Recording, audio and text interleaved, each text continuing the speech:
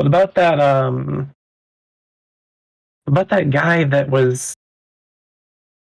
Oh, hey, Damn it, Redline, you fucked up the intro, but it's fine. I'm sorry. As who cares? I'm super loud too. We're all loud. Okay, as long as you know. Anyway, what's up, everyone? Welcome to this week's. Well, you know what? The moment's passed. You already know what this is. This is Trash Talk Tuesday, but on Wednesday and under a different title. And with different hosts. Is that what it is? I'm just adjacent. I'm not even really here. I'm too busy being the world's best marksmanship hunter. Nice. Anyway, so we've got on the show Redline, of course. We've got me. I mean, I'm talking, so anyway. Listen, it's been a long time, all right, that I haven't done this. We've got Carmen. Introduce yourself. Who are you? Who do you fly for? Oh. What's your favorite flavor ice cream? American Dream. Who? Because is that actually an ice cream flavor in the case? Yeah. I believe was made by what's that guy? Stephen Colbert or something? Sounds like something he would do. Anyway, so we've got me, we've got Carmen, who apparently went to go put on socks because shit just got real. Don't ask, I don't understand why. Your feet were cold, mate. No, you're not in Goons. And also Carmen. We have Shattered Armor. Yep. Who's part of that alliance that everyone keeps an shitting on. RMG supporter. Yes, Redline. We'll get to that later. Massive, shocking turn of events that is going to surprise everyone who plays Eve. I am not in Goons. I thought. Wait, that's I thought you joined. I thought I saw a screenshot of you in Goons. Who was the guy who was in Goons now that I'm thinking of? I know you know. Was it the thing on Reddit where there was a Reddit thread about me joining in it? Oh yeah, I got memed. Yeah, you got memed. Yeah, I didn't join in it. You should have. Why? That's a like a fight, dude. Brisk, if you want, you could come on and ask Carmen yourself. I would be more than okay with that if Brisk does want to come on. Two has-been FCs duking it out at the sun. You and me. Brisk, what I can tell you is that Jarman Kell is in Goons. Jarman Kell? Jarman Kell is in Goons. That doesn't sound like a real person. Well, it's definitely not my spy. I can tell you that for sure. Definitely not my spy character. Wait, is it your spy tune? Okay, if you really You'll never know. Carmen, if you really it might not be. You'll never know. Hey, I'll give you $1 billion a month if you can relay Goon pings from that tune for me. It's $4 billion this month, Shad. $4 billion. Fuck. All right, I don't have that kind of money. I got SRP caps this month. Well, 1 cap. I mean, you have to have caps in order to SRP them in the first place. It was my own cap, okay? Oh my good golly gosh, Brisk actually has arrived. Oh, fuck. I didn't want to come tonight, but, like... Are we now, up to the third best Twitch talk show and Eve talk show? With Brisk? Well, there's nothing else. It's Wednesday night. There's nothing else happening. Everything's dead. Well, Rampage doesn't stream tonight. Brisk confirms Eve is dying. Story at 11. That's it. Well, let's be real, all right? Rampage takes up slots 1 through 5 of the best Eve shows. Thank you. Shut up. Well, 2 through 5. Number 1 is Meta Show. I don't want to derail the show, the schedule of it, but what we've already been derailed. Rampage? What is that? I've never heard of it in my life. Come on, do you not watch anything on Twitch? No, I really don't. I'm not plugged in. Carmen tunes into the New Eden Post. I watch some things, but mostly no. I'm just mostly an idiot, you know? I watched Rain for 5 minutes last night, and that was it. I don't really watch Twitch that often. No, you didn't need to say that. I said that. That's right. I'm trying to be nice. Now, Rampage is the stream that Merkel Chen and Nominate and I do. Saturday, That'll Sunday, be why Monday, I don't watch Tuesday, it. Thursday, Friday. Why? Because you don't want to hang out with cool people drinking beer and playing Eve? That's all we do. No, because I wasn't invited. You didn't invite me. What, do you need a fucking engraved invitation? Redline, come on. Yes. How dare you? All How I'm dare saying you is, not just give me one? all I'm gonna say is because of Rampage Inc., I found my new favorite beer, and now I've got a 12-pack of Big Wave in my Thank you. refrigerator. Exactly right. You all should be drinking Big Wave. Big Wave's God pretty damn fucking it. good, dude. Brisk just got So $5. goddamn good. How did I get $5? Because he said Big Wave.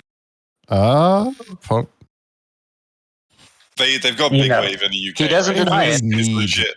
Big Wave is legit, like a pretty we keep- fucking nice beer. Trying to tell like fucking Kona they need to sponsor the stream. The amount of Big Wave we have sold on that stream is absurd. I'm What'd hoping you sell? they sell Maybe- Big Wave. Maybe what you need is a big wave of subscriptions to the stream, and at that point they can There you sponsor you. Or better yet, they just give you an affiliate link. Redline, Big Wave is the greatest beer of all time that you should be. I've never drinking. had it. That's what it Hard. is. How dare you? No. There's What do no you mean, way you how can dare make that claim. That is like an outrageous claim. That's how you react to people that you want to try your favorite things? Is how dare you? Yes, because you need to try it. Don't just like be like, I've never heard of this. You need to get out there. Go find it right now.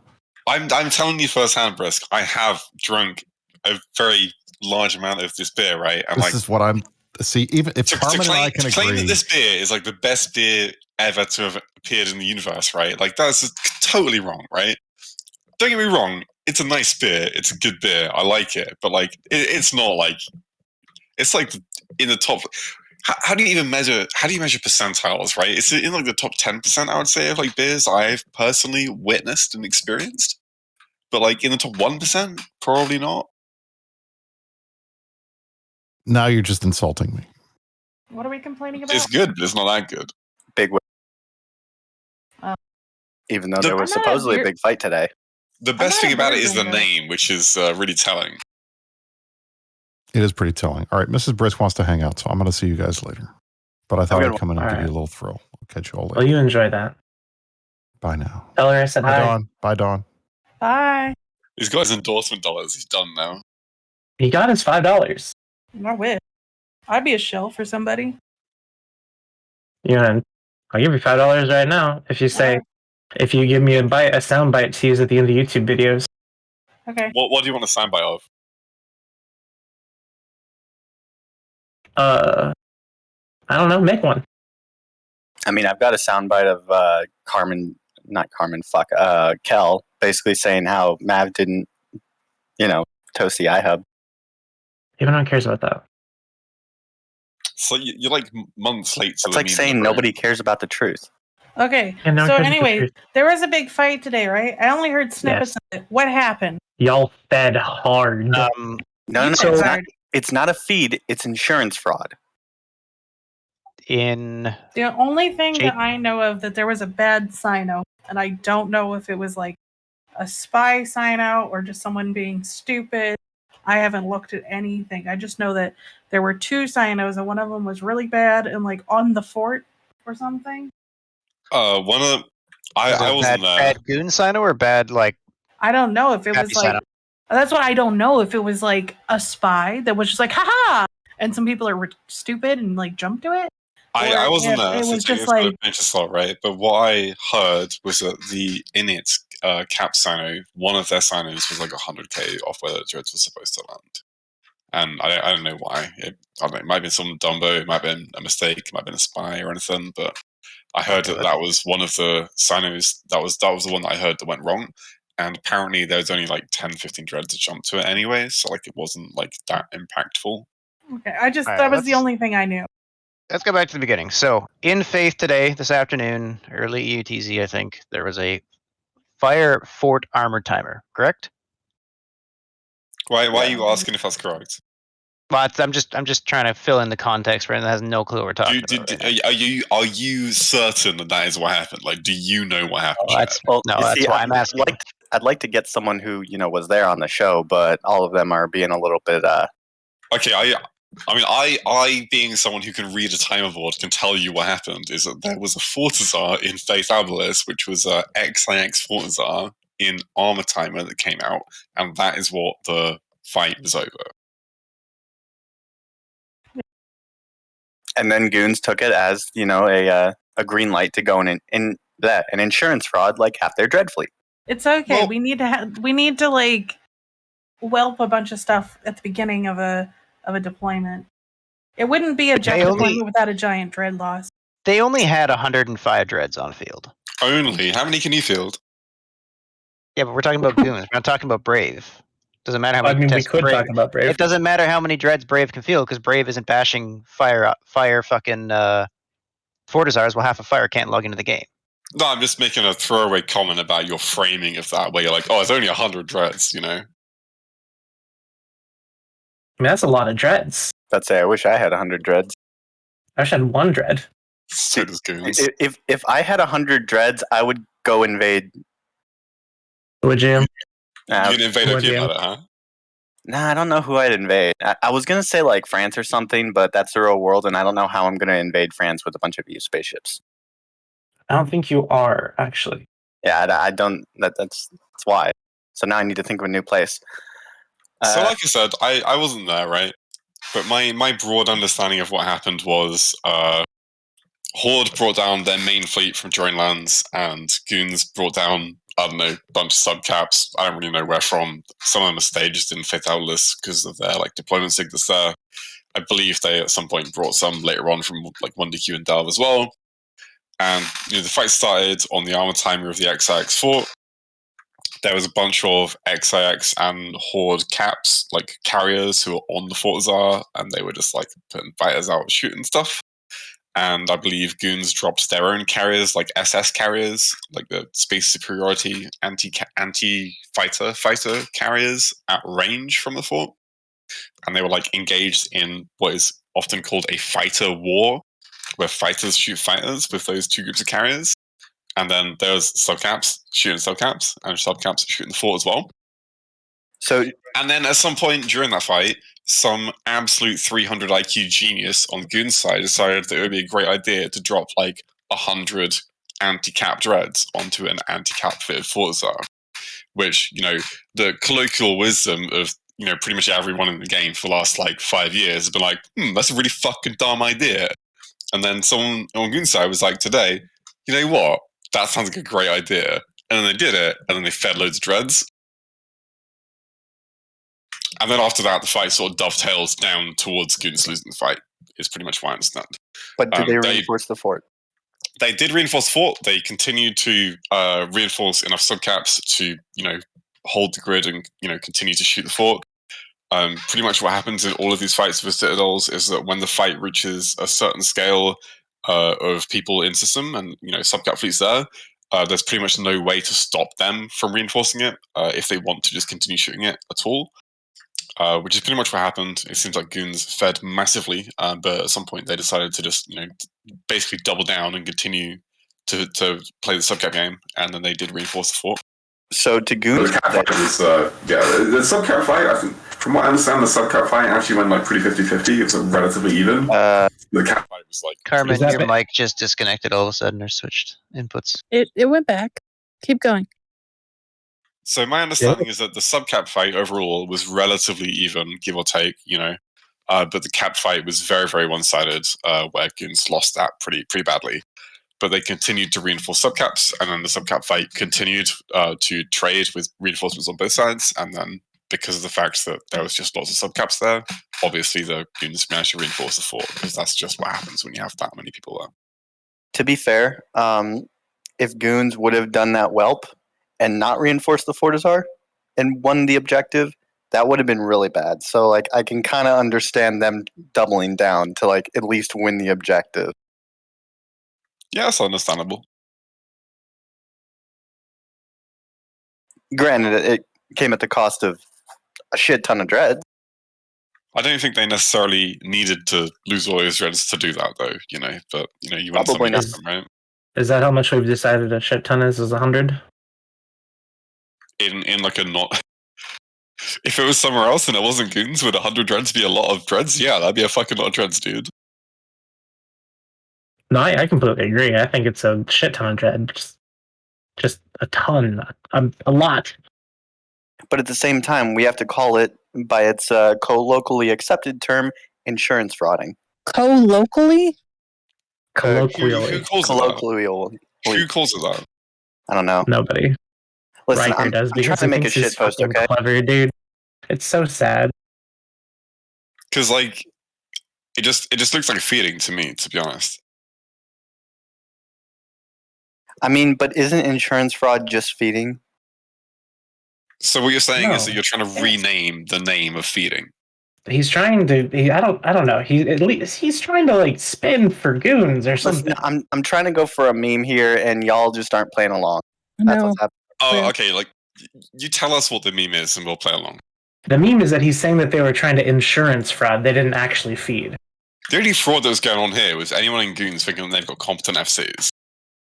Oh, Well, if it's an FC making a call, then it's called a tactical feed. I can smell your fear. Well, yeah, that's how we break in Cohort to really season them, is letting them, a bunch of capitals. What, so they can get used to it, what it's going to be like in the future? Yeah, totally. That's useful to know. At least we have the money to buy them. Poor ass people. I mean, I'm pretty well off. I'm pretty sure Pappy's pretty well off. And not according He's to dead, dude. Fuck. And somehow Test isn't dead, which, like, let's be real. I've been hearing that, oh, Test is going to die for the past, like, months now, and they're still not dead. So you got to give them that. Tess Really? had like an entire 40 or 50 people They- there, right? Like, did it's they? completely unreasonable to be making those jokes I saw about it. like They're like 20. completely alive and they're well. like, are you joking? Because they had 24 in like most of their fleets. And if Sandra wants to be like, no, that's just my corp. Like, well, then what the fuck are the rest of your alliance doing? Doesn't that say a lot if That's his fleets doing are pretty just well. as cool? Not defending the faith, apparently. Those memes need to stop. I think Pretty Faith over there has cringe. been well and truly lost, and it was way before anything to do with Faith Analysts came into the equation.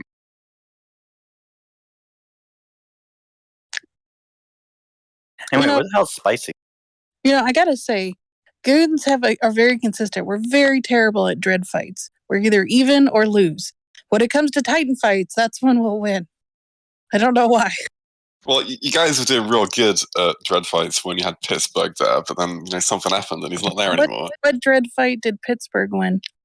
Oh god, I can't remember. There was a few. You mean where he just drops on Titans and kills them and then runs away? Yeah, he's very good at ganking with dreads. That's not a problem. But he's Yeah, very those dread fights where you fight supers and win. Those ones, the successful ones. I don't know. Definitely finding a stupid Titan pilot, killing them before the response fleet can get on field, and then scooting away before you actually have to like fight, or you already know you're going to die. So there's really no fight. You got your kill first. That's not a dread fight. That's, a gank or a hunt, and that's perfectly fine. But it's not the same as dread v dread or dread carrier or carrier battling. Where are So- you going with this? I'm just saying, when you say, oh, well, you won fights with Pittsburgh, like, no, I guarantee he never ran a single dread fight, like an actual fight. That's a pretty big, Where's pretty big Pitts? Let's get him on the show. guarantee from you. I would need to see a battle report of him in charge of one. My standpoint on this is that, in a position that someone needs to make a decision whether or not to take a dread on dread fight, or even to run that dread fleet in that dread on dread fight, I would trust Pittsburgh about fucking 500 times more than you, right? See, now that's a completely different point, and that's probably correct. I don't run dreads that often, so I would not be confident in, when is good or not, except on just strictly raw numbers. See, that's the problem. To be a good Dread FC, all you need to know is that it's always good. It's always good to drop dreads. Okay. But sir, they've got double our numbers. It's fine. More things to shoot. Drop them. Honestly, just go for it. That's what I usually say.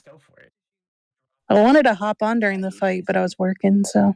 Oh, the A teams arrived, Johnny and Securitas, the people who actually know what happens during the fight today. Yeah, they so were now we there, can which stop. I was not. Yeah, now we can actually stop. The experts here. People are saying there's an echo, buddy. Is there? I don't know. All right, well, I'll let other people talk while I investigate this because that's kind of sus.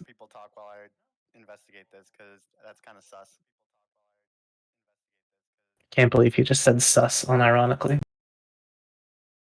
Yeah.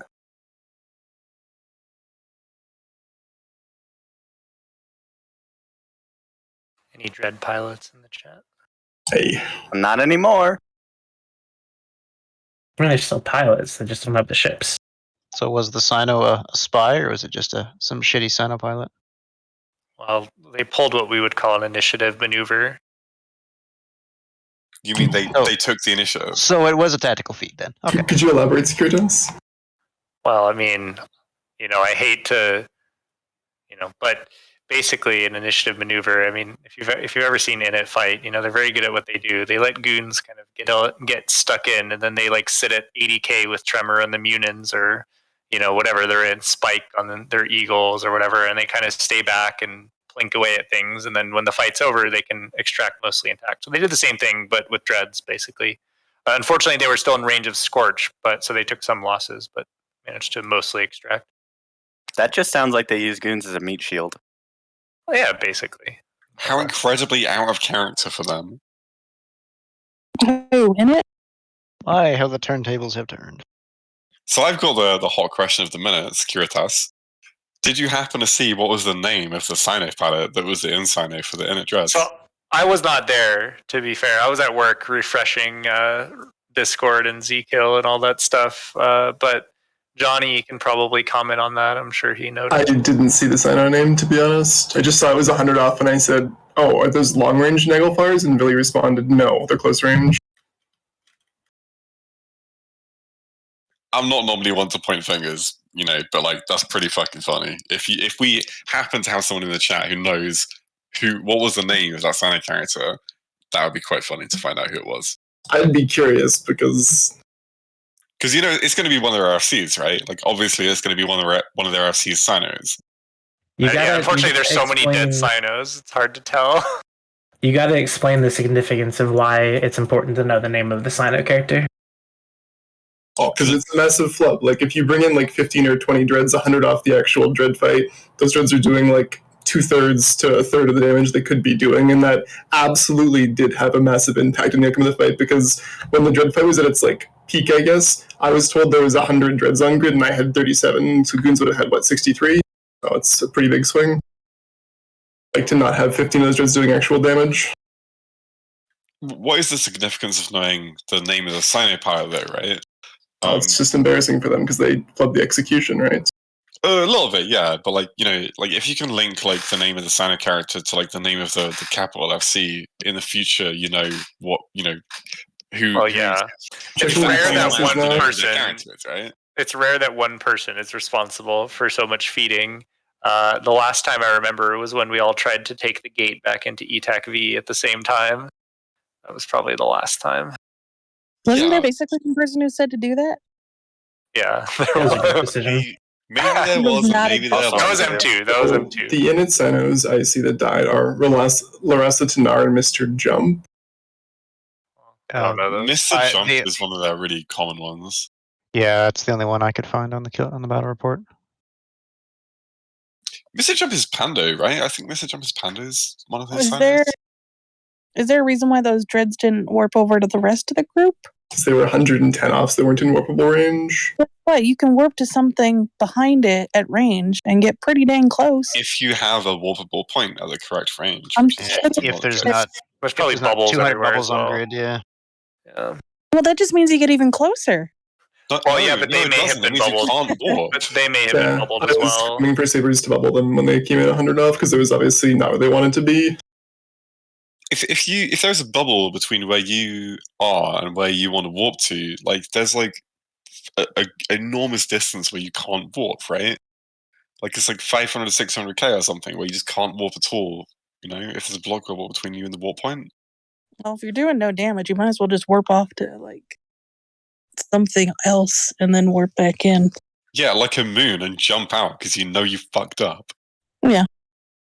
But yeah, I think we're just bringing more dreads. Were you there, Carmen, by the way? I was not. I was at work. I was following it. I was living vicariously through Discord. So we have a bunch of FCs that weren't there trying to explain what happened. Johnny was there. Hey, listen, the FCs that were there are all like anti-talk show. Johnny was there. I was there. I was just seeing the horde caps the entire thing. So tell us, what happened? Play-by-play. All right, so go slowly so that Riker and other people can interrupt and actually host the show out of it. Sure. Nah, I don't plan on interrupting. There was a JTAC T Ford Desire timer, his armor timer belonging to XIX, and they asked us to come down and fight, and we thought, hey, why not? We like content, we like shooting the goons like shooting us, should be a good time. So I think we formed up Eagles out of our drone staging MJ TAC, burned them down through Firespace, and like 10 minutes before the timer, I pinged our stick and I was like, hey, like react up if you have capital alts and you want to use them. We got like just probably barely enough to actually be effective. So we came in with our caps, and we set on the fort, we brought our dreads in, docked them in the fort, our carriers, our faxes, and timer was kind of ticking down. And we were kind of wondering if goons were actually going to go for it because they've been historically very hesitant about taking the armor timers on forts. There's like That's a fucking understatement, John. Okay, well, there's a cesspool meme basically that goons like they dodge like 22 armor timers in a row, which is apparently true. So I'm told 24. Okay, it's 24. I'm sorry. But with about 3 minutes left, I believe they perch below the fort and come in, and our subs and their subs kind of begin dueling at like the like edge of like spike range, kind of like 100 plus. We launch fighters, we start zapping some Sleipnirs, we get kind of defanged because we have like a dozen carriers at that point. Then I believe Dave Archer brings in their carriers like a perch off the fort, are like 500 off. Sleipnirs? Yeah, goons are running a Sleipnir / Munin fleet. They're running a command ship fleet. Very cool.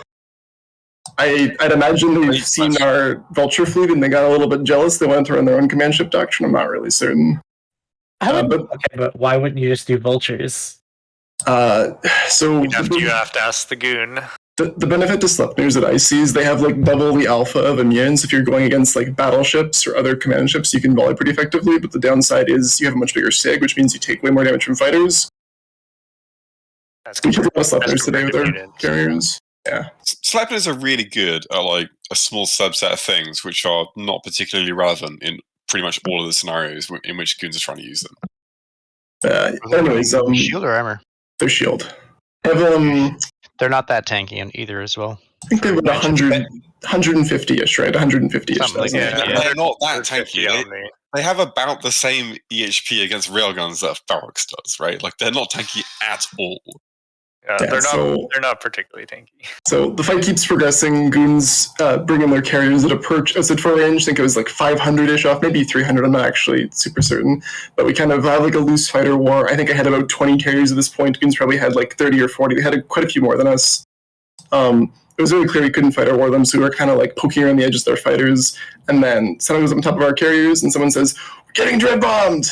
And then 10 goon dreads come in, so we unlock our dreads. We engage them. Second goon center goes up, and a whole bunch more dreads come in, and we're pretty heavily engaged at that point. Obviously, we siege green and try and brawl it out and have some fun. I think we traded pretty well, because I'm almost certain we were outnumbered by a pretty good margin at the start of the fight. And eventually, goons reinforced init dreads and more of their own dreads. We had tests come in, fire come in. We just have a giant dread brawl, basically at 0 in the fort. At some point, the fight kind of swings in our favor a little bit, and they begin extracting, so we're like screaming to tackle their caps, like bubble the carriers, stop PDSing, all usual stuff.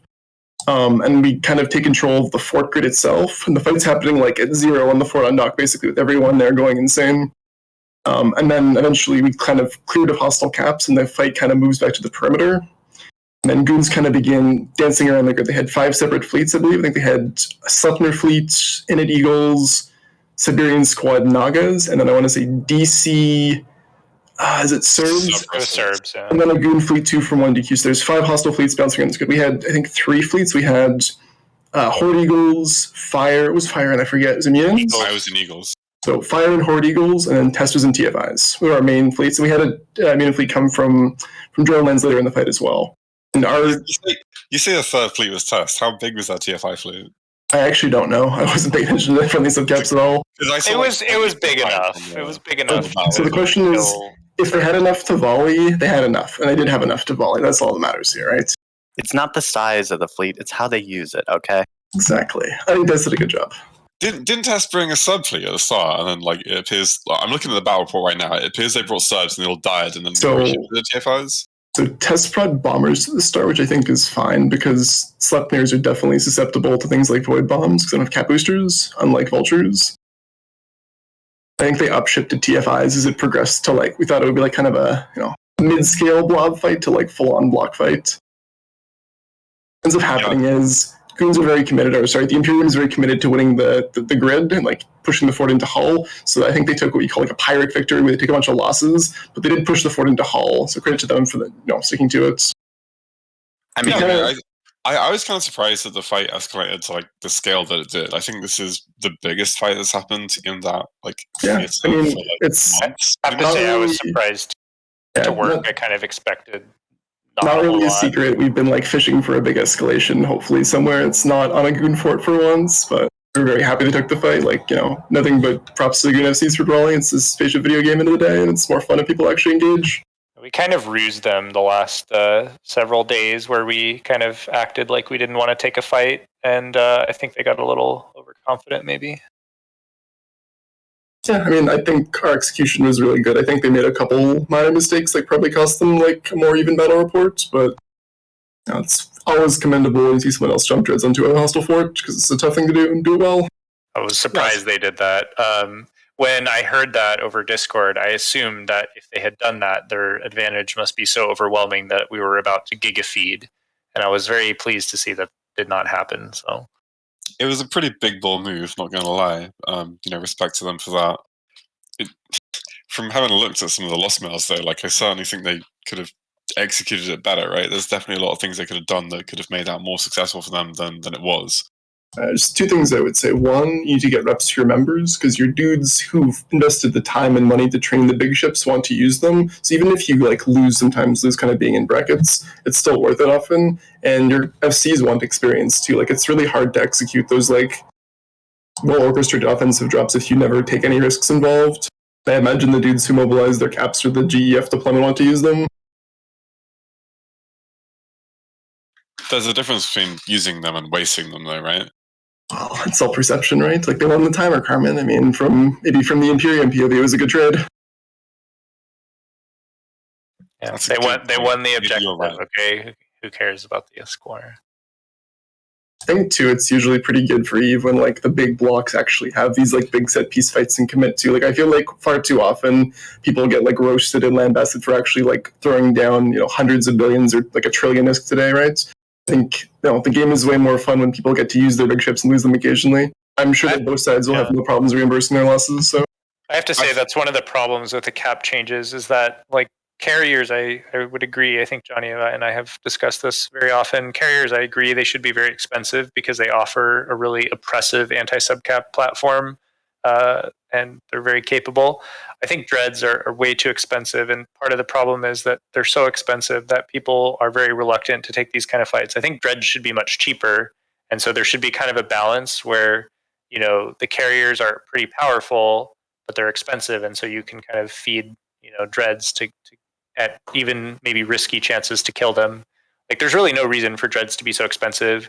Haws are not really that effective anymore, and so because everyone flies hacks, even with the battleship changes, everyone flies hacks all the time. So Haws aren't worth it as a thing. Why would you fly a Haw Revelation when you can fly a Paladin, which is a third of the cost and does half the damage, right? And you're almost as tanky. Well, not actually, almost. And dreads are really only good at killing other caps for the most part. So there's really no reason. If you're trying to get rid of caps, if you're CCP, right, and fuck with capital proliferation, really the best thing that you can do is make dreads cheap because it just means there's gonna be all these bloodbaths all over the place as people drop dreads on absolutely everything, which I think would make for a much better game, right?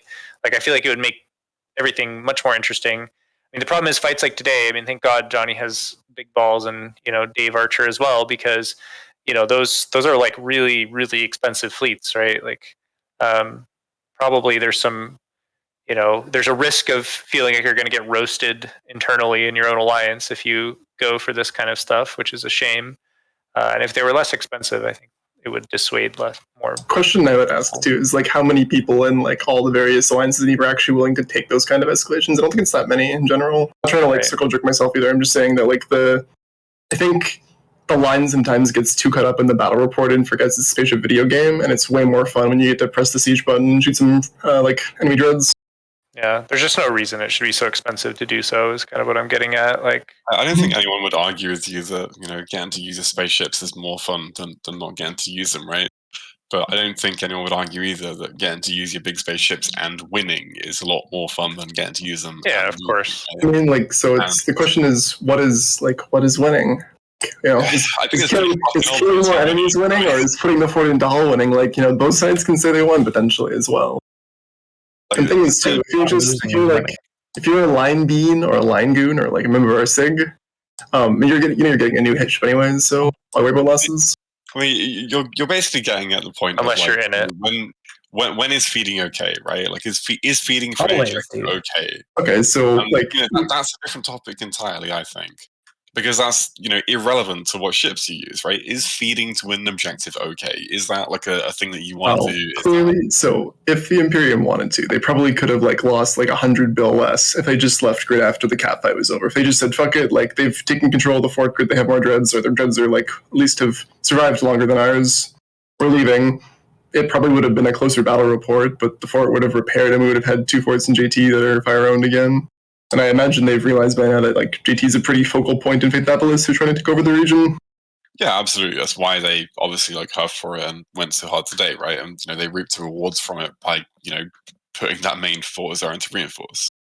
Yeah, I would say it's clearly not necessarily about to be fair, it's probably not really about the objective. I think there's no one who really believes that Faith is super crazy valuable enough to have such a. I think it's more about the fight and pushing back on. Goons realized too that we were kind of poking at SO and keep poking at it until they did something about it as well. Like, we're being more bold about our incursions in Desetaria. Obviously, we're just we genuinely did deploy for the content. It was it's been 4 months since the war. We're going to come down to Faith SO area and poke around a little bit and see if we can get some fights with mid-scale fleets, because the SIG that Sec runs that I see today was it's not a very big group in the grand scheme of things either. It's 35-man fleets maybe on average. Yeah. No, we came down because it's pretty much we saw Sandbin was having some success down here with having some good fights and stuff, and the rest of the map was pretty quiet, so we figured we could probably get some stuff. And so the Goon responses gradually escalated. I'll be honest, I kind of expected it would escalate to the point where we would not be able to really do much. So today was a very pleasant surprise from that standpoint. But, definitely, I think they're probably just as excited as we are to get to use the caps. I'm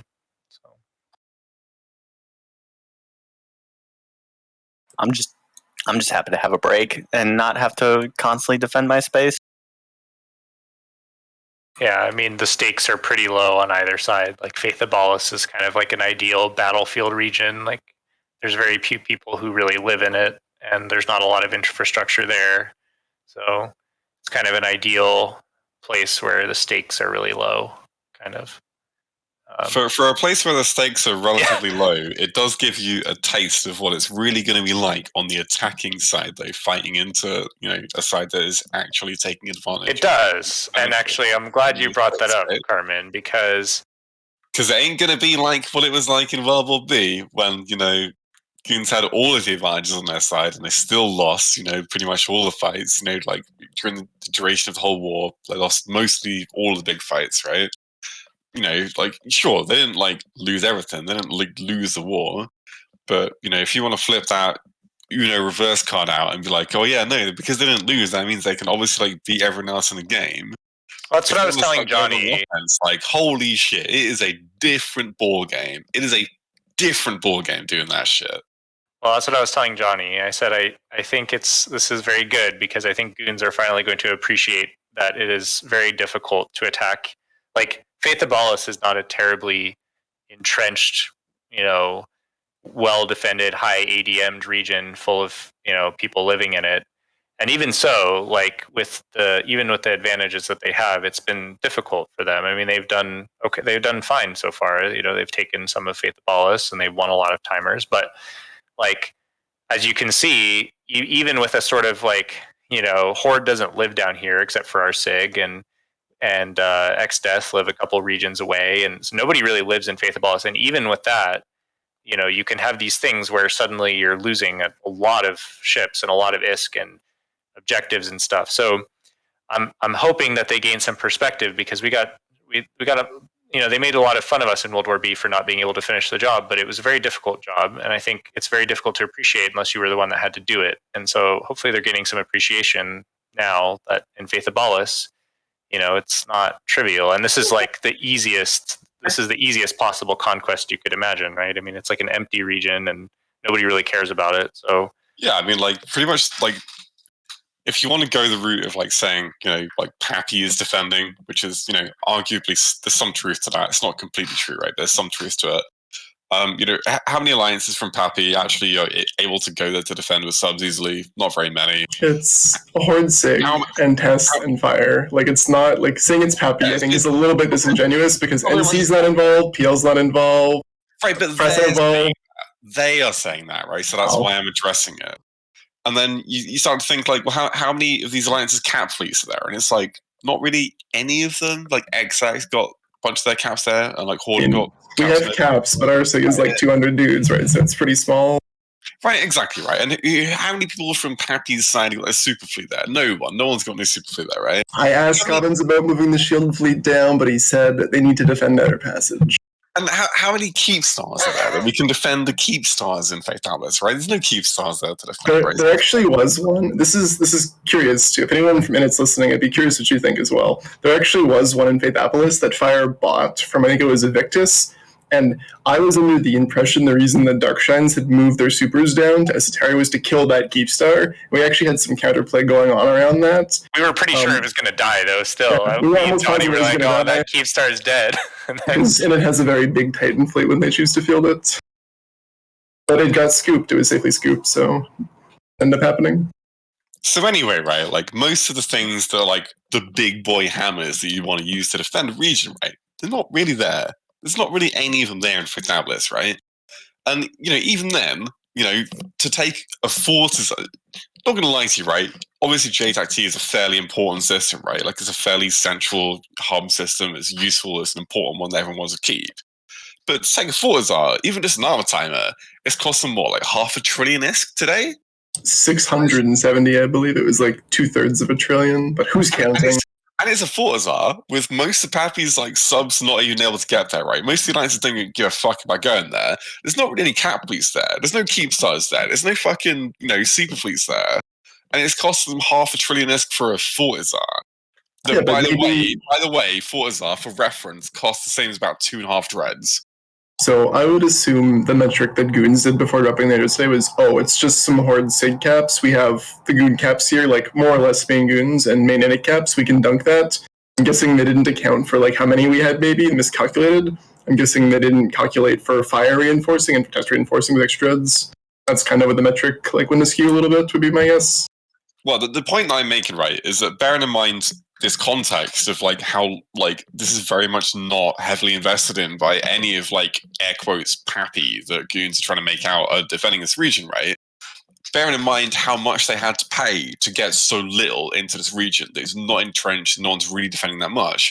I'd fucking love to see them grind through 42 keep stars on their way to Outer Passage. Yeah, I mean, it's like if this is the cost for a fort, I would love to see them grind through 42 keep stars. So I would say Goons don't have their full strength either. But I do appreciate the point that you're making, Carmen, and I was making the same point that being offensive, it is not easy, and even if you have more numbers as Goons do, it is still not easy.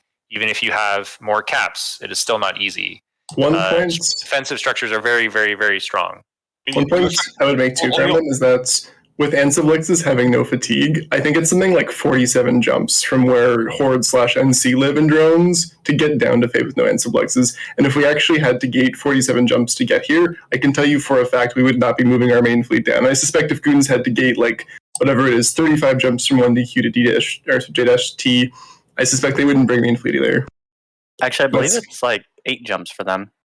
With Ansiblexes. With no Ansiblexes. The point is no how strong Ansiblexes. Ansiblexes are in terms of And part of the protection. reason I think it's so hard to attack is because like what the Ansiblexes do in practice is it shrinks the map, because instead of it being 47 jumps, it's like 20 jumps for us. I think it's like 10 for Goons or whatever. So everyone, if they want to, can attend all the big timers. Because if you're like a big block FC, you're pretty aware of usually what's going on in the game insofar as like the big timers happening. And like, you know, the way nullsec usually works is if you call your friends, I'll call my friends, and it kind of escalates from there, right?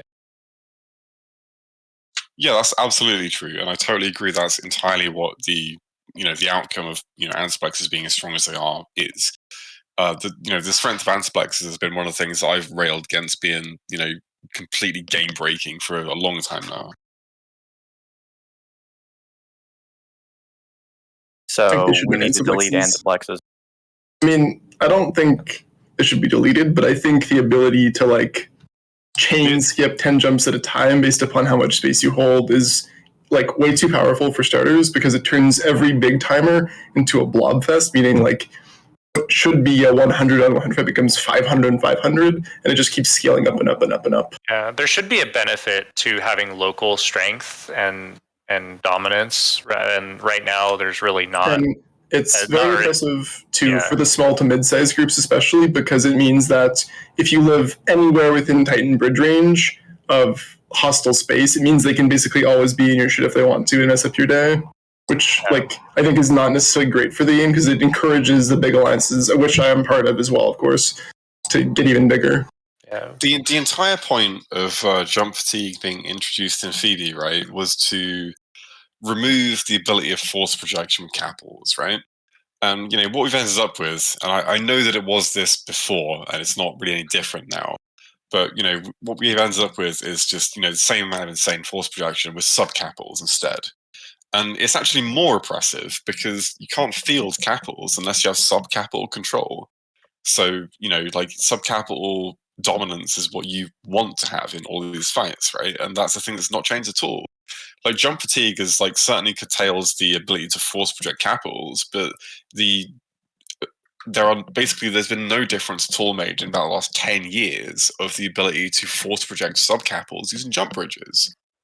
Well, there was a brief period, and Raker may remember this actually, because he might have been fatigue, yeah. He might have been on deployment with me when we did this, when we deployed to Kyra and fought Goons a while ago. I can't remember. This must have been like 2017 or something. And that was back when it was jump bridges and they did give you fatigue. And it actually was a pretty powerful, it was probably a little too much, honestly, but it was very difficult when we were at the edge of Quirius for Goons to come with any frequency unless it was very, very important to them, even from 1DQ. And that was in Quirius. So the downside to that is that, like, I think probably the goal of Ansiblexes should be that if you control a region, you should be able to move around that region maybe a little more to kind of defend yourself or to get around for industry or whatever. I think where it starts to become oppressive is when you can come from Cobalt Edge to Scalding Pass in 10 or 15 jumps or something like that, or from Delve, or really from Fountain to Faith of Ballas, and I don't know, it's like 15 jumps or 13 or something. It's not very many.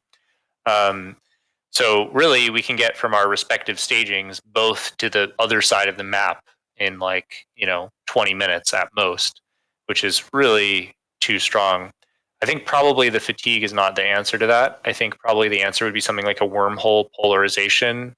So you don't stack it forever, but you can take one pair of Ansiblexes as many times as you want, but then every time you take it, it gives you like a 5-minute repolarization timer where you can't take another Ansiblex, another pair of them. So that way, you can still go, but sometimes it'll be faster just to take gates, or you'll have to mix in Titan bridges. It'll actually take forethought to get anywhere. And it means that you're less safe and predictable when you're moving those kind of distances. I think something like that would be pretty balanced. where you can still get around the inside of your region with some well-placed Ansiblexes pretty quickly, and it gives you an advantage without allowing you to project force like 5 regions away, which is kind of the issue. And that's on both sides. Like Horde can project force down here, and Goons can, right? That's what happens too in these giant fights, by the way, is like both us and Goons will keep like repinging infinitely and reinforcing infinitely, and it basically means like as your later time zones like get home from work or from school or wherever, and they come to their PCs, you just keep streaming in unlimited dudes, and that's why you have fights like this that escalate to like, I think someone told me there was 2,000 people in local. Server, by the way, was actually really good today. I should give props CCP for that. Very responsive for a giant fight. The IHAB timer was really good as well. There was like 1,000 people on an unreinforced node for the IHAB timer, and it was like actually really responsive. Faith was on a different node, I think, like a month ago, but when a bunch of entities kind of moved to the surrounding areas, I think they put on a better node for PvP reasons. Yeah, the whole thing about like fatigue on Ansplexes, I totally agree. Like I was around when fatigue was on Ansplexes, right? And it was like really dumb, especially the way the fatigue worked at a time where you could get, up to like 7 days or 20 days fatigue just from taking a subcap through a jump bridge, right? That was like pretty crazy. But compared to what we have now, like it's obviously like there's a middle ground to be reached, and certainly for a lot of months now, I've been also advocating that some kind of like polarization cooldown timer for Ansplexes is probably what I think is a good way to go with that. There needs to be like some kind of curtailing on it. There used to be. When and what specifically? Well, not on Ansiblexes, but on jump gates, on passes. Or not jump gates, jump bridges, on passes. So are you talking about the time when they added fatigue. Jump fatigue to? Yeah. So the thing that I literally just addressed. Mm-hmm. It's literally what you're asking for, is it not? No, it's not that, and like that was explained in what I was talking about. Where I think that. Then what are you asking for? In fact, I used that as an example in what I was talking about, as that being too far, as being like too oppressive, right? Like we need to have something as a middle ground between that and what we have currently. All right. So what do you want? I think that having some kind of like polarization cooldown on using an Ansplex would be a great idea, right? If you've used an Ansplex, you can't use another Ansplex for 5 minutes. That sounds like a great middle ground to me. 5 minutes? Yeah, sure. And maybe there's some ship classes that have roll bonus that reduces it, right? Like industrial ships used to have the roll bonus to reduce the fatigue, right? Maybe if you use an industrial ship, you can, use it in like minus 90% or something like that, right? But if you're like in a Moonin, you probably don't need to use like 5 jump bridges within like 8 minutes. You could bring back Hack in a Box. Everyone get your Moonin in a BR and run it to Fatapolis. I guess I just don't understand. So what's that 5 minutes actually going to do, though? Like, because if you're... It'll slow down the conveyor belt style reinforcements that every big group in the game uses for these big set piece timers. So instead of it taking Goons, let's say 10 minutes to get to JTAC-T from 1DQ, it takes them like 23 minutes. Instead of us taking 20 minutes, it takes us like 35 minutes or even 40 minutes, which means that the incentive to reinforce from the sides that are more distant from the actual fight is greatly diminished, meaning that you have more localized conflicts and small to mid-scale fights where all the big blocks won't always pile in. Yeah, it's very oppressive because basically any fight that you take right now, you have to account for friends of friends who might come from up to 5, 6, 7 regions away, and it's pretty trivial because the way Ansiblexes are, most regions can be bridged with like 2 or 3 Ansiblexes. And so basically, especially now with everyone flying hacks, literally you can, someone can ping in like 1DQ and arrive in Fatapolis like 10 minutes later. Theoretically. When you guys say fights, do you guys mean like strategic, like objective fights, or do you mean anyone just showing up with some random NPSI fleet fights? Well, let's say that Tri goes and shoots fire, right? So Tri goes and shoots fire in Immensity or something. I'm like 3 regions away almost from that, maybe 2.5. But if I really want to, it's really easy for me to show up, even though and that should be like a localized conflict. Like any timer that they make can suddenly turn into not whoever has invested locally, right? Like being in an area and deploying there or living there, you should have benefits. Like you should have local strength, but it doesn't really exist because Ansiblexes provide you so much power projection that I can bring a Horde fleet, 3 regions in 5 minutes. And so it means that there's no real local fights anymore, right? Like everything is basically as extensive as people are willing to make their Ansiplex network, which is Let very. me just So, explain hold real on. quick, Gotcha. right? Let I me just explain real quick, right? Like, there was certainly a time recently where, you know, there was a whole bunch of fights happening in Kursk, right? Which is relatively in the middle of the southeast of the map, right? And the people going to these fights was Goons from Delve, which is the pretty much the furthest southwest part you can get. And, you know, some people from, you know, for example, Test that I was in at the time, which is pretty much as far as you can get in the northeast, right? They're pretty much like as far as you can get the opposite corners of the map, right? And for both sides, it was about 15 jumps to get there with a Titan bridge, which is pretty goddamn quick, right? It really only takes about 10, 15 minutes to get there. And the reason that the routes were so short, right, is because the route would go like this. You undock and you take gate, jump bridge, gate, jump bridge, gate, jump bridge, gate, jump bridge, Titan bridge, and then you're there, right? Like all of these, you know, long distance routes that these big nullblocks take to get to anywhere they want to go, really. Literally the route is gate, jump bridge, gate, jump bridge, gate, jump bridge, Titan bridge. It's absolutely fucking ridiculous. But so I'm joining the conversation a little late here because I just got home from work. So hello, first of all. Second of all, if we're talking about jump bridges and how there's no jump fatigue anymore, and then therefore theoretically you can get from one half to the universe to the other within like a couple of minutes, like you used to be able to do before jump fatigue was even a thing in the first place. Am I correct? And that Yeah, it's not very theoretical Okay. though. We've seen it quite a lot. Well, recently. yes, we have, but It is not theoretical at all. What It is practical truth. so what about the whole idea of like subcapital fleets in this scenario of going from like Delve to Faith, right? It's only like 10 jumps, right? And 10 jumps in something like a Harpy or a Jackdaw, yeah, that's going to take like 10, 15 minutes. Making those 10 jumps in a battleship though, right? Like we're still all used to hack warfare and hacks online and, you know, going 2,000 meters a second during every fight. But what happens when if battleships come into play more? And it's still not far though with battleships. Like it takes longer. It takes 15 to 20 minutes, but to me, With the current at mechanics, least, it's not far, right? yeah, right. But to me, that seems kind of fair, right?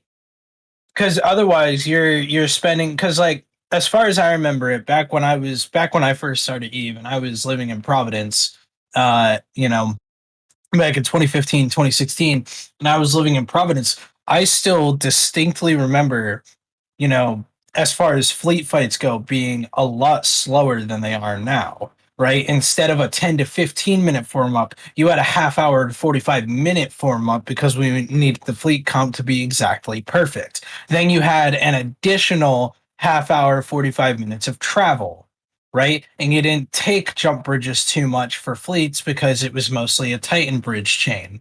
And when you did use jump bridges, your aids was so goddamn ridiculous you would have to gate like 30, 40 jumps just to get back home to staging. I don't think fatigue is the solution. Like we talked about fatigue that it's not. But I think there's other solutions that don't stack that make a lot more sense, where it just makes them slow to the point where you can still have local conflicts. Because you're right that 20 minutes is longer than 10, but it's still not very long. If you're willing to form up 20 minutes before a timer, that's not very long. And so that means that I think a 20-minute travel time is decent to go for a fight. Like I think when you're traveling from staging, is 20 minutes reasonable to go you from can one come side from of the map Fountain to the absolute other side of the map? I don't think that's reasonable at all. And the reason, Mifune, is it's not about a fight between Horde and Goons, because theoretically, like part of the reason that the powers are coalescing into like two big blocks, maybe three if you split off Winter or whatever. I mean, however you want to slice it. The reason that there's so much coalescence is that it's so easy to move around the map that we can project so much power. So like you can't really be an independent group, because I can get from like if Fire and Tri are trying to have a fight and Fire doesn't like their chances, I can go help them in like 5-10 minutes, and I live 3 regions away. Like that should not, you know, if you wherever you live, you should have a lot of power in that area. And even if you're a small group, like a larger group shouldn't oppress you just because they formed up 15 minutes early. Like that 15 minutes is nothing. So it's really trivial to get around like that. So it's not about like the idea is that like if Goons and us want to get a fight, we should have to both deploy somewhere closer, which I mean, we kind of did, but you don't really need to. I mean, like it's pretty trivial to get from 1DQ. I think ours is literally on the other end of the map, so I mean, it's a little less feasible. Like, so if we didn't have focus, it'd be 47 jumps from drones to get to the D. It shouldn't be just optional and convenient. It should be required because otherwise, like, there's no meaning to distance and there's no meaning to owning your own space in a local area. Like there's no local conflict anymore because it's so easy to get reinforcements or friends or allies from like several regions away, which by the way, you don't really see in LowSec because you don't have ANSI networks all throughout LowSec. So it's much more localized. And so that means that you can do, Isn't everyone complaining about how dead LowSec is? Well, that's for a different reason, I think. But like, here's the other thing: it has you see people, and when it comes to localized conflict, right? nullsec is empty as is, kind of like because of the declining PCU and all the other factors that go into that. There is a lot of nullsec that is just empty. And is so that why though? It's not so much empty, it's condensed in certain regions. Like the player count is condensed in like the big alliance stagings for the most part, and like the peripheral regions that are kind of cast off to the side aren't as lived in.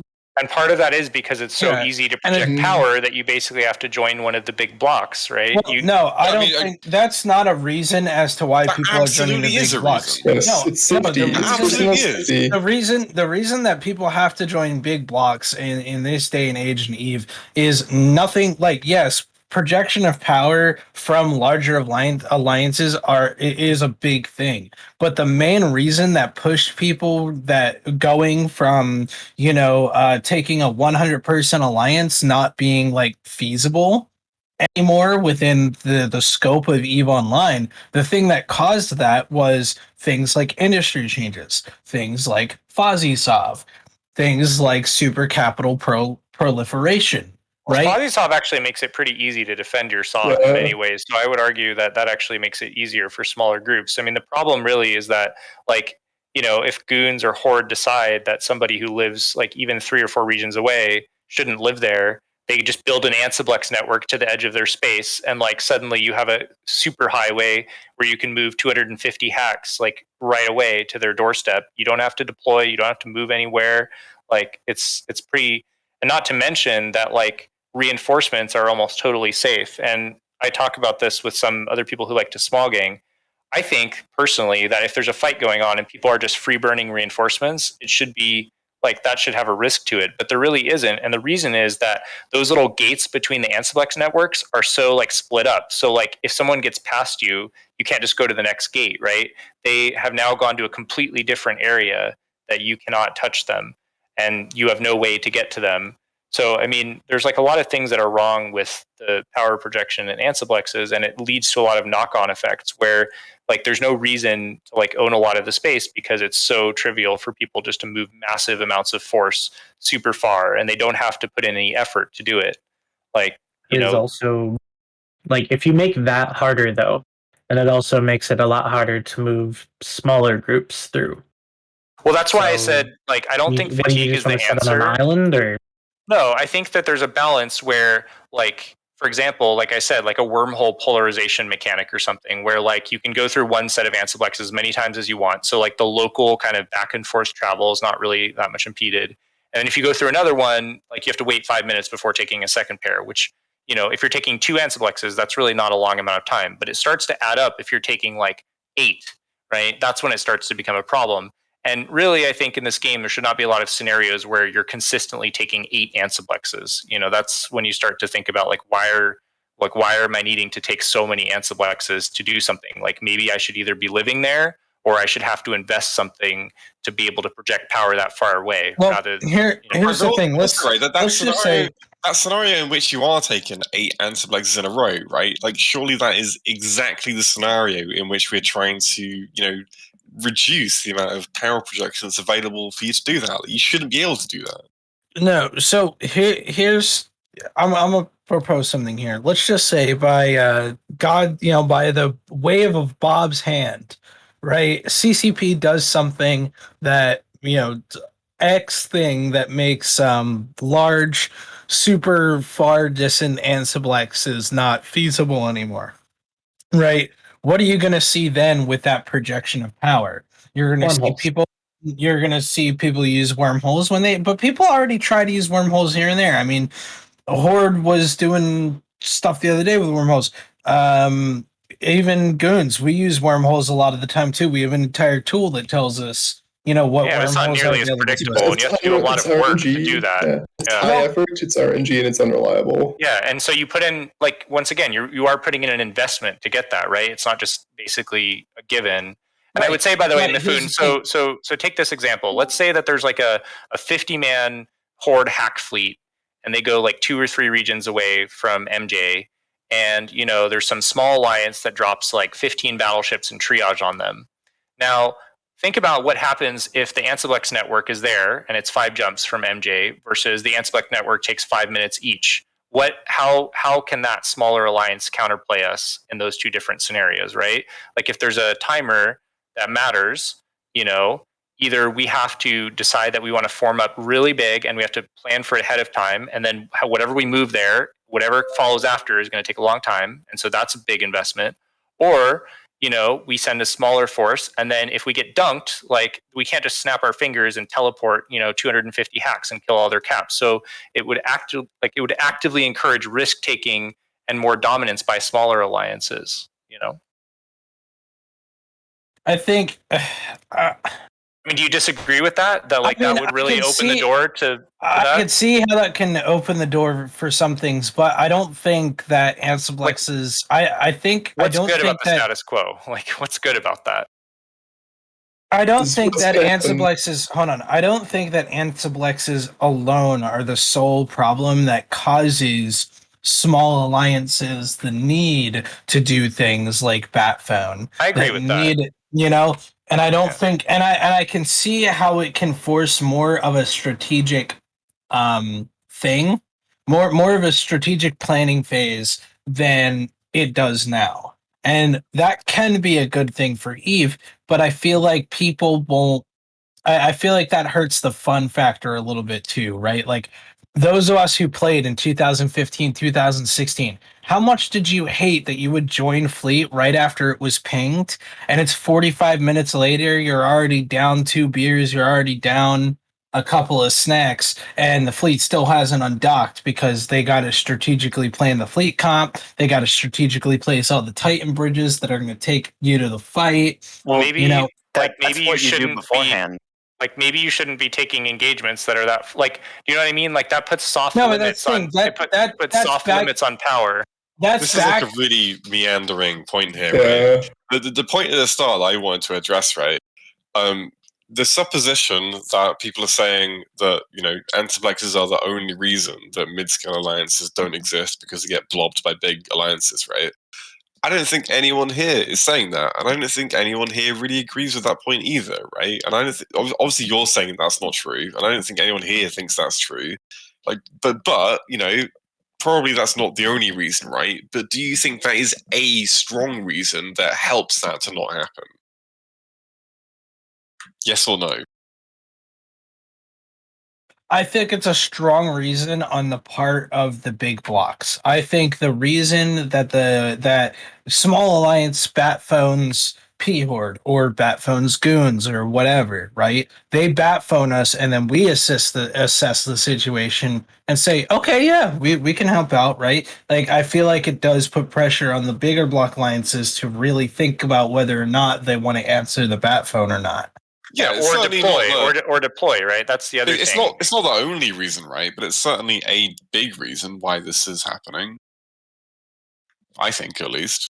Yeah, I mean, I've lived through both, like, sort of mechanisms, right? Like, I used to play when it gave you jump fatigue to take a jump bridge, and it was, like, too much, right? It was, like if you made a mistake and, like, you went through the jump bridge and, like, one guy accidentally jumped and then you had to reapproach, like, it was really awful.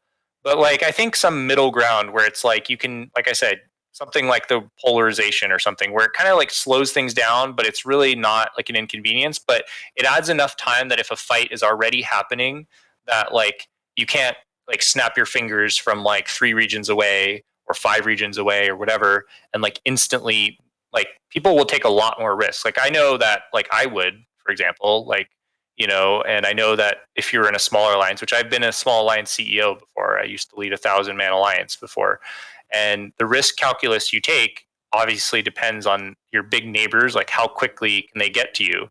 And I don't think like if you're living in an NPC region or something and you've spent a lot of time, you know, you have your cap fleet there and stuff, and maybe it's a lot smaller than like whoever lives 3 regions away, but like you should have some local power over that. And like right now you just really don't, because the distances involved are just so small, like especially given the fact that if you have a good logistics network, capitals can take ansiplexes and stuff, and it's pretty safe. I mean, I know who was it? Was it Vintage? Somebody lost a rev on the way to DP. If you it was gosh, who was it? I can't remember. It was... but that's the exception. Like it's pretty hard, and I say this having tried to do it. It's pretty hard to interfere with like a Ansiblex conveyor belt. It's really safe and it's really fast. Like it's just really strong. Like for I do think I want to, on the concept of introducing a polarization. I honestly, like, my brain is picking at me to explore. Could you imagine if they let's say they introduce the whole polarization thing where you can't take another Ansiblex for X amount of minutes, like 2 or 3 minutes or something, right? Now, do you think that would cause alliances to elongate Ansiblexes to the highest? I think they are already, to be honest. Like no, because it's like I'm not too knowledgeable in it because I don't deploy structures. I don't work with GSOL. I'm too dumb for any of that shit. But well, like, look at Fountain. I would just encourage you to look at the Ansiblex network. So Fountain. yeah, like they literally like you can cross Fountain in like what is it 4 jumps, Johnny, or something? Like it's crazy. 3 jumps, because you go to KVN and then you go to like, CTEC. Think about how crazy that is, yeah. right? You can and that literally could take you 3 minutes. You could be entirely across the entire region of Fountain. Here's what I'm saying. Like, for example, 1DQ, the 1DQ jump bridge goes to QY1E, right? Everyone knows that. That QY1E is about 5 jumps away from 1DQ. Right. So let's say someone takes the 1DQ Ansiblex to QY1E and they get the polarization. It lasts like 3 minutes or something stupid like that. And they need to go back to 1DQ real quick for whatever reason. Would they wait out the timer for the Ansiblex? Or would they just burn? Well, no, like I said, I think the way that the polarization, and this is like, I'm not married to any particular idea, right? There's a million ways I think you could solve this, but my idea was that the polarization in one pair of Ansiblexes, you wouldn't get it. So you could take the same Ansiblex back and forth as many times as you want, but each time you jump, you cannot take a different pair of Ansiblexes for 5 minutes or something like that. So you could go back and forth between 1EQ and Q1IE as often as you want, like 100 times, however often you want. And that will make it so that like accidentally jumping through the gate doesn't fuck you up. If you're doing logistics, it's like not too bad. But if you take another one, that would take you 5 minutes. And then you can take that one as many times as you want. But then, you know, you can't take another one for 5 minutes. And that would just mean that chaining Ansiblexes become more difficult. But taking one Ansiblex, or even to go to the other side of Delve, it would be pretty easy, right? So defending your space is still easy. But if you want to go from Fountain to Faith of Ballas, or, you know, Peregrine Falls to Scalding Pass or something like that, that would suddenly require more effort and planning.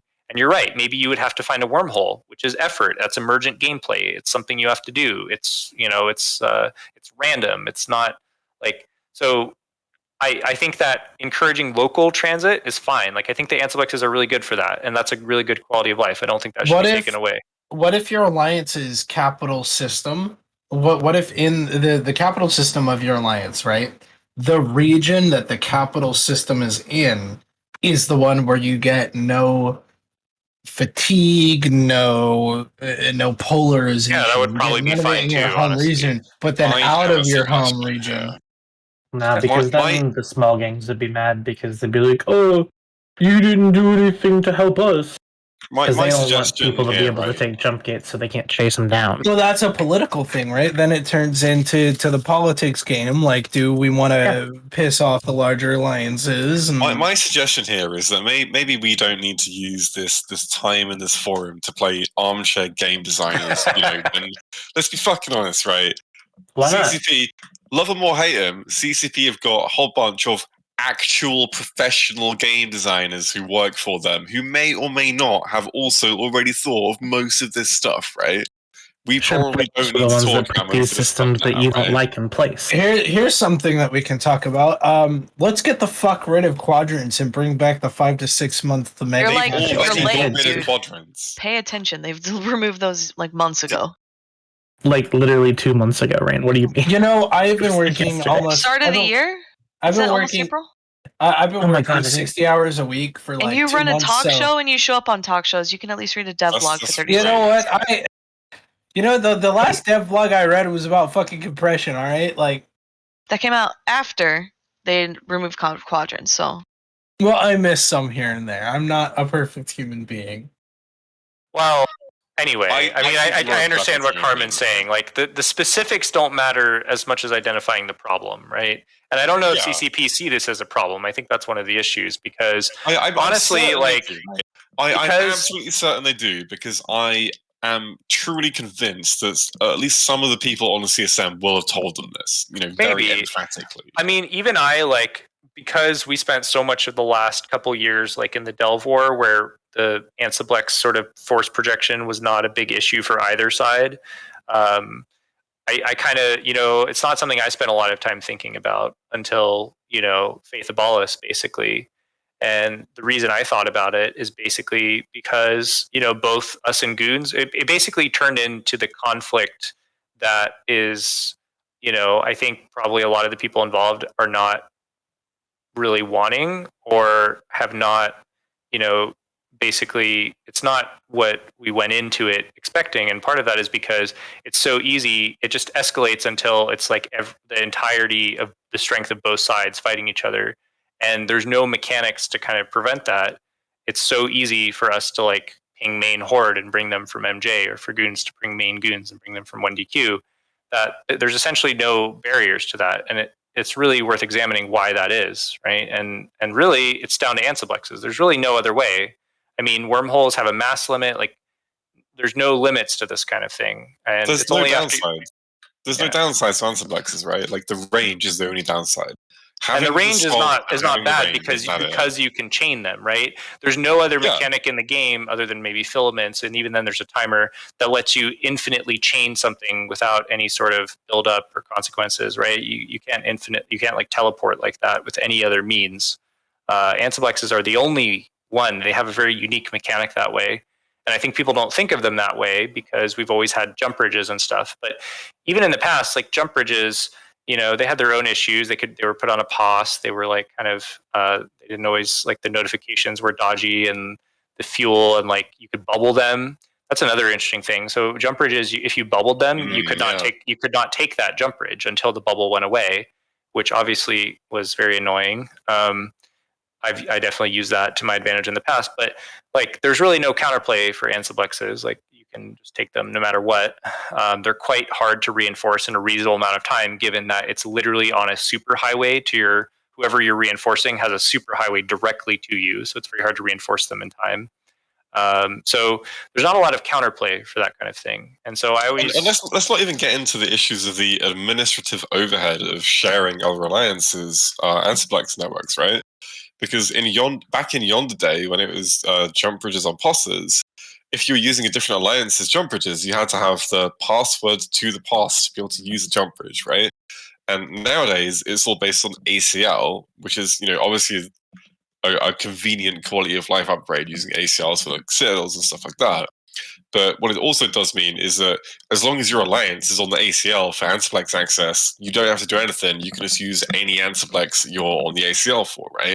And if you're in a large coalition, it means there's no admin overhead to using any of those jump bridges, the Ansiplexes, right? If you're on the list, you can just use all of them all of the time, no problem. And some of that is good quality of life. Like, I don't think it's good game design to have things that are just irritating to deal with, but there are a lot of like strengths and not a lot of weaknesses to the way that they implemented Ansiblexes. And I think they came out at a time when the community was really pushing for like more space infrastructure, which was good. But I think they've never really been re-examined like for how strong they are. And I think it's probably time that somebody does that, because the game is evolving. It's in a different place, right? It's kind of coalescing into these super blocks. I think if we're not careful, like, we're going to lose any sense of locality that the game has. It's just going to be easy at some point you're going to be able to go from like Cobalt Edge to however until Goon territory starts, and from Cloud Ring until Goon territory ends or whatever on each side. It's going to take you're going to be able to cross the game in 10 minutes. And I personally don't think that's good for the game. Yeah. I genuinely don't think the game has any locality anymore, right? Especially with subcaps and the ability to project subcaps through your allied spaces and jump bridges, right? Like, you can go so far so quickly. It's absolutely ridiculous, right? Like, the only kind of geography that's relevant to doing any kind of like FCing or like strategic planning or anything like that, it's cap jump ranges and basically regional gates, and then like go through a regional gate or take a midpoint or two, and then that's kind of it, right? Like, Antiplexes completely remove all of the thinking that you might ever need to do from like moving subcaps around on a strategic level, because you don't ever have to think about it because you have fucking Antiplexes everywhere all the time. And I think Father Dell brought up a good point in the chat where he said, do we want to go back to 20 jumps for an objective when those 20 jumps are time filler? No. But then the question is, why are you living somewhere where you have to go 20 jumps? Like, why are you living there? Maybe you should live, if you're trying to get fights, maybe you should live somewhere that's closer to where you're trying to go.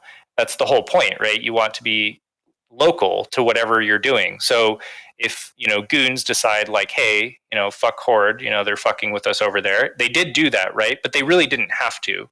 Like, the way that how fast they can get back and forth, they did not have to deploy down there. Now there's other reasons they did that for caps and stuff like that, but they did not have to deploy subcaps down there. And so the question it would be, you should not have to do that. But then also, like, the problem is this game design incentivizes everyone to turtle up because it's so easy to go around. So everyone just lives in these massive centralized locations. I think the game would be far more interesting if, because how it used to be, and this was not even that long ago, maybe 8 or 9 years ago.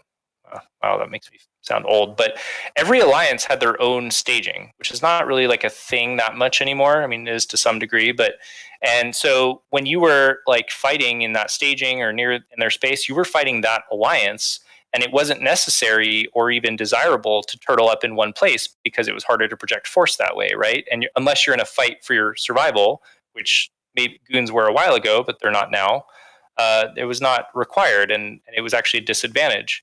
And so because you had localized force, that works two ways, right? So if you're like, in it, living in Fountain, you have a lot of localized force. So like, you don't really have to worry about, about anybody else living there. Or if you're, RMC and you're living in Esoteria, like, unless someone is full on invading you, like, you have your own localized force. So you don't have to worry about those kind of things. So you live where you live, and then if you're trying to get content or invade somewhere, then you move there. I mean, that's the whole idea. So I think the idea that you just live in one staging and you have the luxury of like teleporting to fights, like that, I don't know, that's not the kind of Eve that I was playing for many, many years. It's not really in the style of Eve, and games do change, but Eve is supposed to be kind of like, you get in you get out what you put in, right? And so you're supposed to have to put in effort and live somewhere and, put in something to get what you want out of it. If you want to log into the game and immediately, on demand, on tap, get massive content in an enormous scale, go and play fucking PlanetSide, because it's not Eve. That's not how Eve is supposed to work. Hello, PlanetSide's really fun, though. A lot of Eve players play. I'm not saying that it's not, right? But what I'm saying is that is not how Eve is supposed to work, right?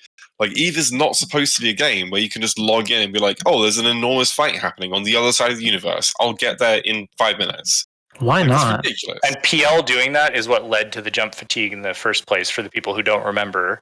Those bastards. Yeah, I mean, so there's a reason why we had a lot of these changes to begin with. And they've done it for caps, interestingly enough. But the subcaps, like, because the numbers are so large now and caps are relatively less strong, like, it's the balance has swung in favor of whoever can get the most subcaps somewhere most of the time. I mean, unless you're trying to invade someone's keep star filled home territory, which is rare. It happens once every decade or something, maybe. Well, it's kind of interesting that at that time that change was made, right? Caps were pretty oppressive to subcaps, and nowadays like caps are not really that oppressive to subcaps on their own. So the balance is swung a little bit there. Your points up with some numbers. Hello. Only if they prove my point, not if they contradict my point. So, TR07 is where the Jeff deployment is currently staged in Faith Abylis. The furthest away system that belongs to a Imperium member is in the depths of Cloud Ring, F7C. Without jump bridges, that is a 45-minute journey, according to GARPA in Immunin. So GARPA is our, or GTS is our mapping software that lets us track jump bridges and jump plan and does all that stuff. But because it's quite clever, it'll pull the average align time for Immunin and the warp speed and calculate it. So that's about a 45-minute journey without jump bridges. Once I add in the Imperium's jump bridge map, without jump bridges, it's about 60 jumps in 45 minutes. With jump bridges, it turns into 20 and takes 16 minutes. For me to go from Faith Abylis, TR07, all the way up to Cloud Ring, and then a single Titan bridge from Cloud Ring, I am now in Pure Blind. 16 minutes later. Isn't that about half of the way around the entire... That is almost quite literally 180 degrees around the universe. And I don't have the data to put Horde's jump bridges or the jump bridges Horde have access into. I'm sure ours are not as well optimized. I can look it up if you want to give me the system names. So I can tell you it's 9 jumps. So the Horde version of that is, I believe it's 20 jumps to get to T2 from MJ Tech, and I believe it's 9 jumps to get from MTO, which is the regional between Venal and Paragon Falls, to EFM, which is the regional between Dronelands and some others. So you can cross the entirety of drones in 9 jumps. Yeah, it's 10 jumps for us to get from 1DQ to Faith Abylis at the moment. Here's the only problem, though. Sorry. Go ahead.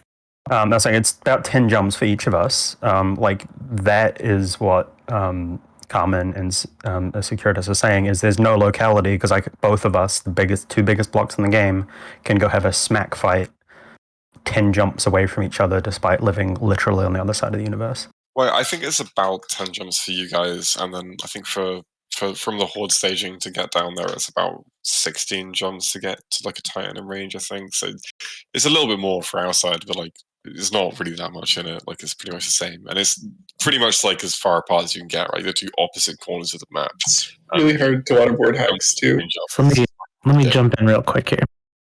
So if there was some sort of a fatigue thing and it took you forever to get across the universe, do you think the stuff like what happened today would still be happening? You'd see more hack in a box or people jump clone deployments. It would happen at a smaller scale, right? So I mean, it would basically be between. So the reality is, if we couldn't bring the MJ beans today, there's no way we can contest that fort. If it's just fire and our SIG would have 30 dudes online or whatever it was, there's zero chance. The Imperium would have double our numbers. Would be well, we can't possibly contest this. They have double our dudes. It's not a competitive fight. So we can't take it. Imperium would have won. As I would argue, perhaps they should have, right? They committed more people locally, and they would have won. So, I mean, you can argue about whether any particular fight would have happened, but then there's other fights that don't happen because, either us or Goons or whatever, look at the situation and be well, we could take this fight, but then they're going to be here and they're going to ping and they're going to be here in 10 minutes with way too many people. And so it's just not worth it. Right. So maybe any particular fight might happen or might not happen, but I think you can't base the decisions off of that. But I think you could argue with my logic pretty, if you follow my logic, Imperium should have won pretty convincingly today because we should not have been able to get all those people down there. So, the fights would be very different. That's for sure. Right. If there would be a lot more deployment and counter deployment and stuff like that because what you have locally would matter. So there could still be big fights, but you would have to invest something. You'd have to move stuff. There'd have to be logistics involved and you'd have to care about it. It wouldn't be I don't want this iHub to fall into hostile hands. I mean, I don't care about the iHub, but it's so easy to defend it. So why not, You're asking the wrong question, Redline. the question you're asking is, if force projection wasn't such a thing with antiplexes, would that fight have happened today, right? Obviously fucking not. It obviously wouldn't have happened at that scale, if force projection via antiplexes wasn't the same as it is right now, right? Obviously it wouldn't have happened that way. The more important question to ask is that what we want for the game as players? Do we want the game to work that way, where anyone can get from anywhere in the fucking map as a large nullsec block to get to any fight they want to? Is that healthy? Is that a good thing? Do we want that to happen? Do we think that the game might be better if you couldn't do that? Those are the important questions to ask, right? Whether the game would happen or not, if you get there, it's obvious what those answers are. Obviously, you wouldn't have those fights on that scale off the cuff. But dude, there are so many fights that don't go like that don't have null blocks showing up to them. This issue between the two biggest groups in the game, and you're making it a lot more complicated than it needs to be. So when are caps dropped that other people can't easily get involved? People don't use caps locally for that reason, because you get bubbled and hostiles are huge amounts of hostile people are only 5 to 10 to 20 minutes away. Isn't that exactly the reason why jump fatigue got added in Phoebe? Yes, but I'm saying yes, today it was only between the big blocks, but first of all, the big blocks have gotten bigger because people don't feel like dealing with that, right? I'm at the point where I like this scale of content, but I would never go start my own alliance or anything right now because I don't want to deal with the fact that people can just teleport into a fight that I have. Maybe I worked really hard to set it up and I built, I logged off a bunch of caps and stuff, but it doesn't matter because, if I drop dreads, even if I win, I kill a couple things, I get bubbled, ping goes out, and whatever regional power lives 3 jumps away from me is going to be there really quickly. So, there's nothing I can do about it really.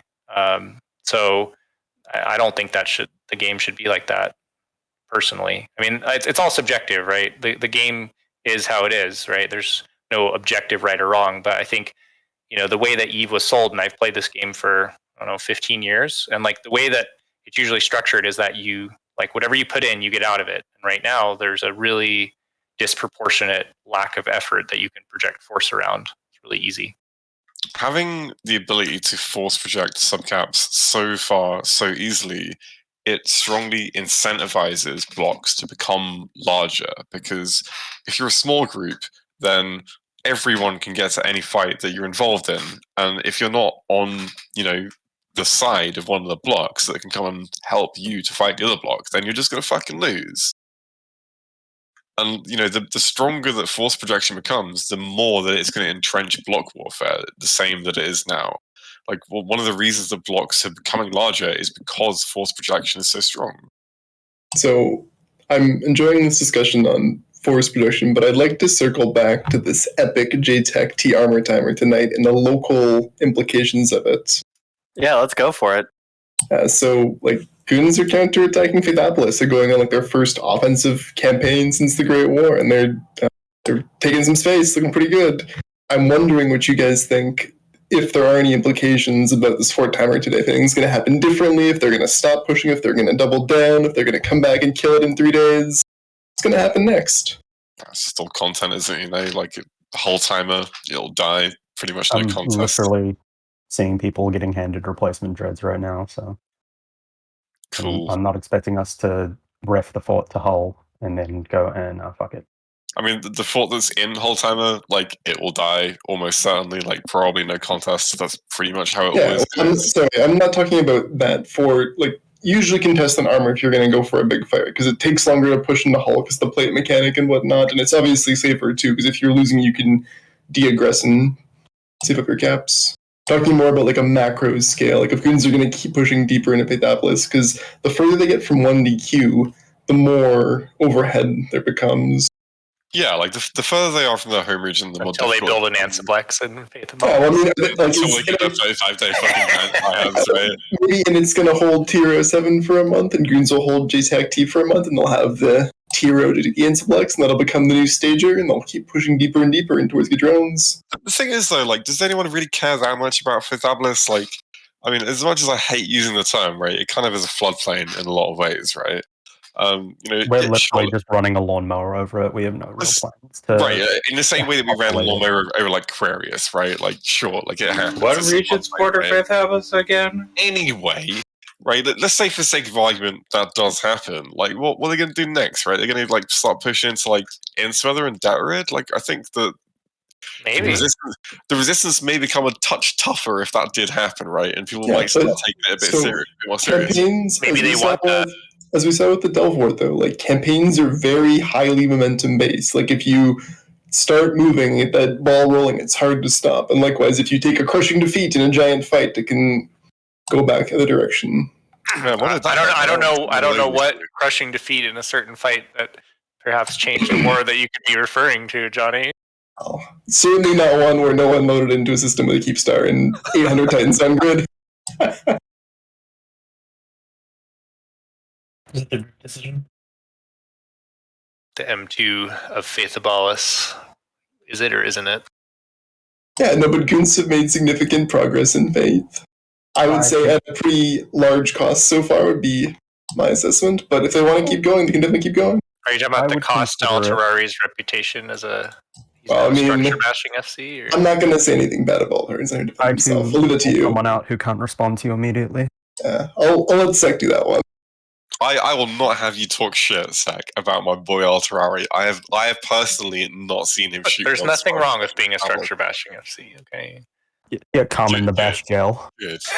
That's why I said it. I'm glad I've heard that from you, alright?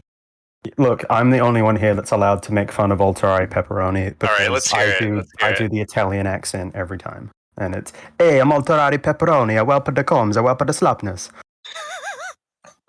I don't dare do my Gobbins accent in a public show for fear of massive reprisal. When did Gobbins get here? Look, you can always do an Italian accent. It's allowed. Gobbins doesn't even really have an Italian accent. I don't know what it is. He's already. Mr. International. Believe the I term really is wanted to Mr. meet Worldwide, It's called Johnny. Mr. Worldwide, yeah.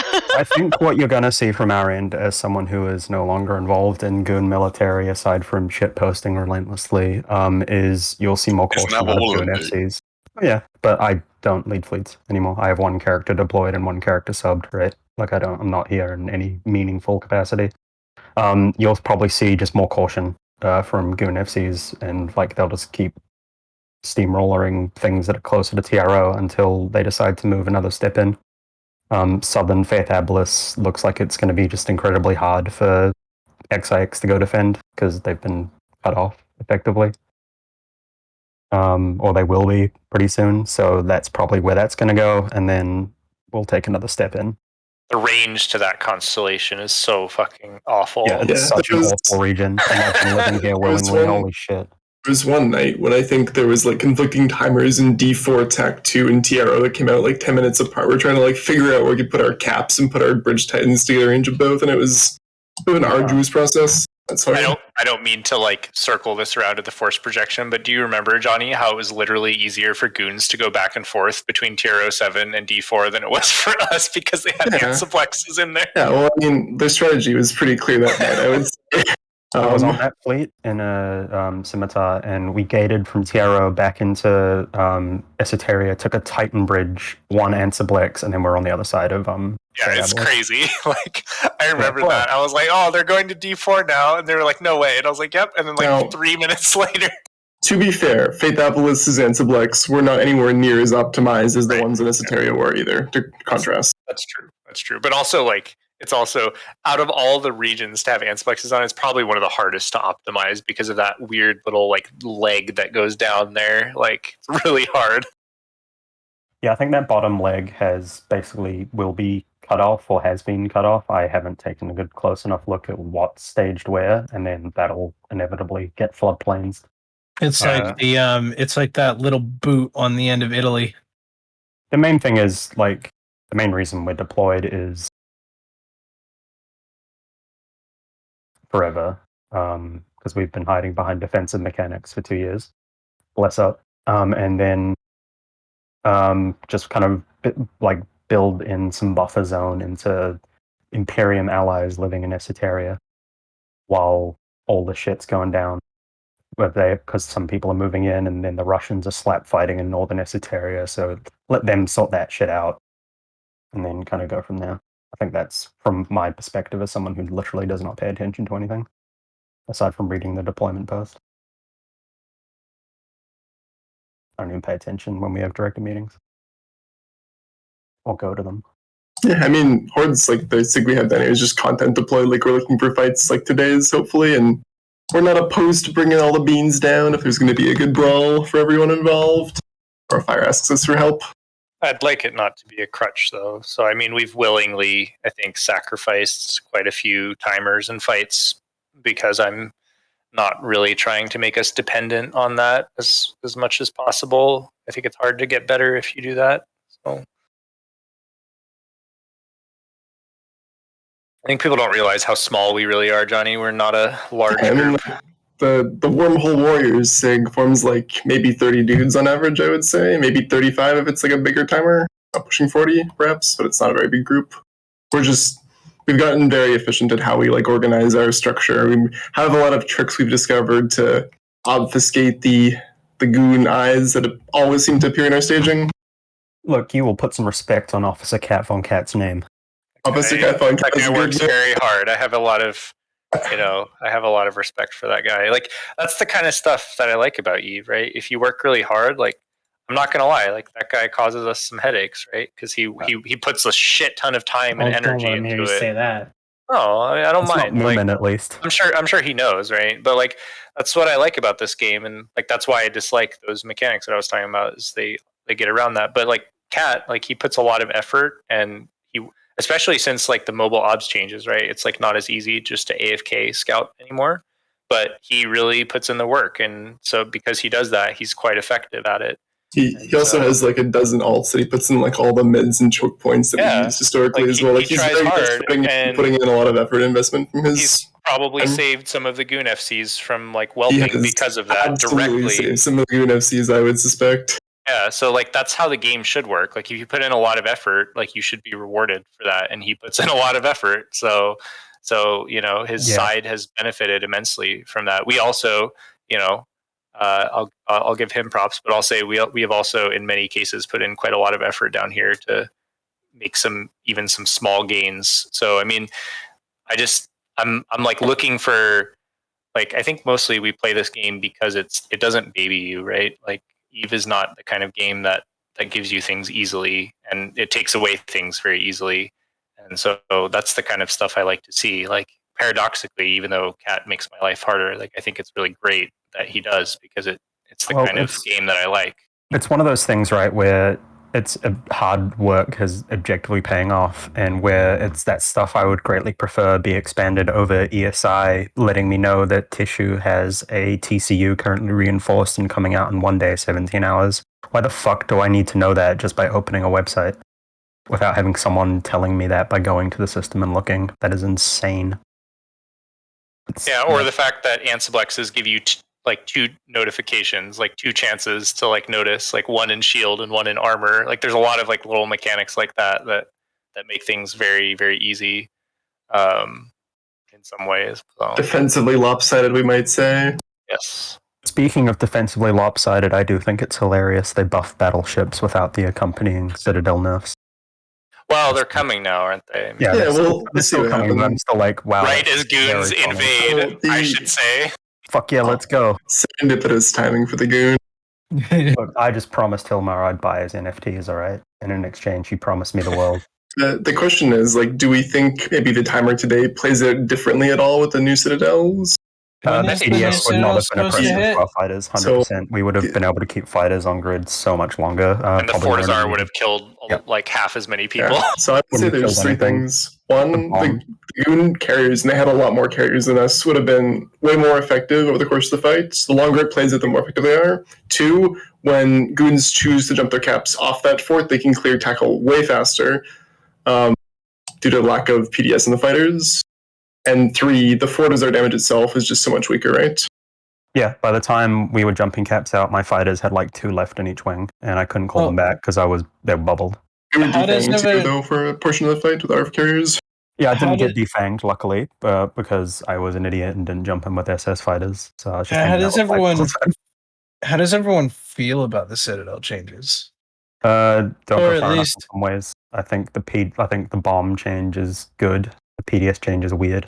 The tether is the real strength of Citadels in a lot of ways, and so Yeah. that's one of the big But problems. I feel like other with thing- this problem, and CCP mentioned it in the on the feedback forum or whatever, that the main thing they were targeting here was like, oh, like a 30-man jackdog group goes to kill an Athenor and a single fucking gunner is ruining their day to the point where they, get swatted off, or bombers get that should swatted not off. happen. Right? The bomb launcher Like, I is feel supremely like- powerful. Like there was a timer in Tier 7 where we pushed off a Serb fleet just by bombing their FC nonstop for 10 minutes. Like we bridged it and they were already at 40% shield or something. I think that was the whole point of this nerf, was to get rid of that, to the point where if you want to defend your Citadel, you have to field and fleet on it. You can't just send over a fucking gunner and be done. Right? Which is a good to some thing. extent. I think the subcap launchers should be stronger. Like if you choose to nerf your Citadel against caps, you should, like, especially for smaller groups, I think the subcap launchers should be stronger, so that like you can choose, like either you can dissuade them from casually dropping caps. Like the DPS is going to be reduced now, so it's not going to be like insta death anymore, but you should be able to choose either you have a strong subcap defense, but you can't do anything against capitals, or you have like an okay deterrent for capitals. But like right now, like the subcap launchers suck. So I think like if you have a jackdaw fleet and you have a subcap launchers, you should be able to like fuck them up a little bit, right? Because they're bringing little tiny low effort ships against you. But if you have the cap launchers, yeah, I think you should be fucked against jackdaws. So the problem with the bomb launcher and the PDS changes is that they still don't allow drone doctrines to be used against citadels, which there's no real reason why. Like, why should you not be able to use drones against citadels randomly? Like, you could use them against posses, you could use them against stations in the past. Like, why does CCP hate Ishtars and Eoses? And I don't understand. Gilas. Gilas. I don't think anyone that's ever had to do offensive timers against any structure grid basically is going to dislike the changes. Whether they actually go far enough to like alter the meta or force more offensive campaigns remains to be seen. I also do think that the Newt burst is also like way stronger than people realize it is. Oh, man. So, as the owner of Johnny Five Aces, fastest gun and Curious, the Newt burst is so strong you can just destroy unprepared like trig gangs with just that. It's great. I don't think that like a structure like that, because like what it basically does when you have that is you can exclude entire like doctrines from being able to fight you. So like the Newt burst means that you basically have to have a cap booster on a lot of different doctrines, which is like why should that one module be so strong at controlling? Like I get, so like I think probably like maybe jackdaws against an anti-subcap specific fit, like they've chosen a fit to counter subcaps, but like it shouldn't be that one module can invalidate like entire classes of ships. Like the bomb launcher and the PDS exclude drone ships, and then the Newt one excludes anything that has active, hardeners and doesn't have a cap booster. And so like it really makes like you should be able to use a wide variety of tools. Like it should be more about winning the subcap fight or the cap fight and controlling the grid rather than like whatever the Citadel is doing to you. Like that should just be a bonus. I think there's better E-Ward too they can put on Citadels. Like as an example, like target painters and Citadels are very, very strong if you know how to use them with the right weapon systems. Yes. Or like, I would be okay if Citadels like had like way stronger like jams against Logi or something, so that like it gave you an advantage like up to a point in like fighting like outnumbered. Like, oh, you can jam out their Logi so you can actually kill them or something. But like the whole point of a structure gunner should be to support the defending the defenders and not overtaking the role of just solely defending it. So I feel like when you try to introduce something like boosting the subcapital guns to making them viable against jackdaws or whatever, I feel like that could be a nice equal thing. But I feel like the effect we're going to see from that is that you're going to see a lot less bomber groups. You're going to see a lot less small Ferox fleets. Like here in the Imperium, if there's something going on and there's a structure timer in like 15, 20 minutes, they just go, okay, who's a skirmish commander that wants to take bombers? Go do it. Right? Like that'll just be gone if they do something like boost the subcapital guns. But nobody fits the subcapital guns though, because dissuading caps is much more important, right? But like if you do make that choice to fit the subcap guns, you should be able to, right? Like that should be like otherwise why have them? Like I suspect that like 90% plus of the structure is owned by like competent groups or anti-capital fit, because being able to field your own triage, any structure, like for free basically, kind of in brackets, or at least at a heavy cost to the attacker, is such a huge advantage in this game. The only time I've ever gunned a structure with anti-subcap guns was solely to like style on the fleet once, and then you refit to anti-cap for when they inevitably bring in caps. Like I remember having a fort in Northern Quirius that we dropped, and then some Feroxes went to go shoot it, and we'd subcap fit it. I stunted on all their logi, they left, and we refit it to anti-cap for when they inevitably brought like caps in to prevent them from just sticking a dread on it at 0. It was very funny. It's like a Satio timer that happened in Petapolis.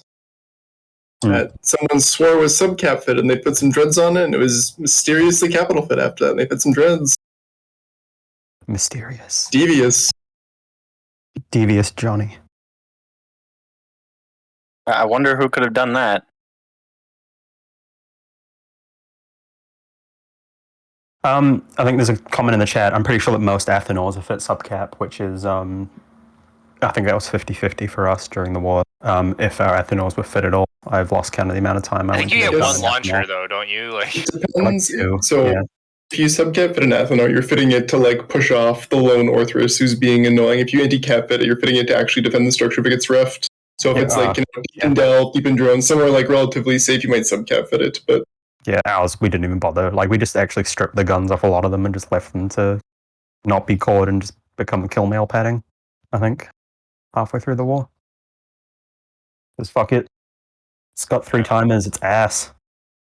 No, I agree with Mifune though. Like I've always maintained that like the structure should be supporting the fleet on it, not really acting by itself. I do support, by the way, that they took away that Vorton beam shooting the FCs. I mean, that was just so like.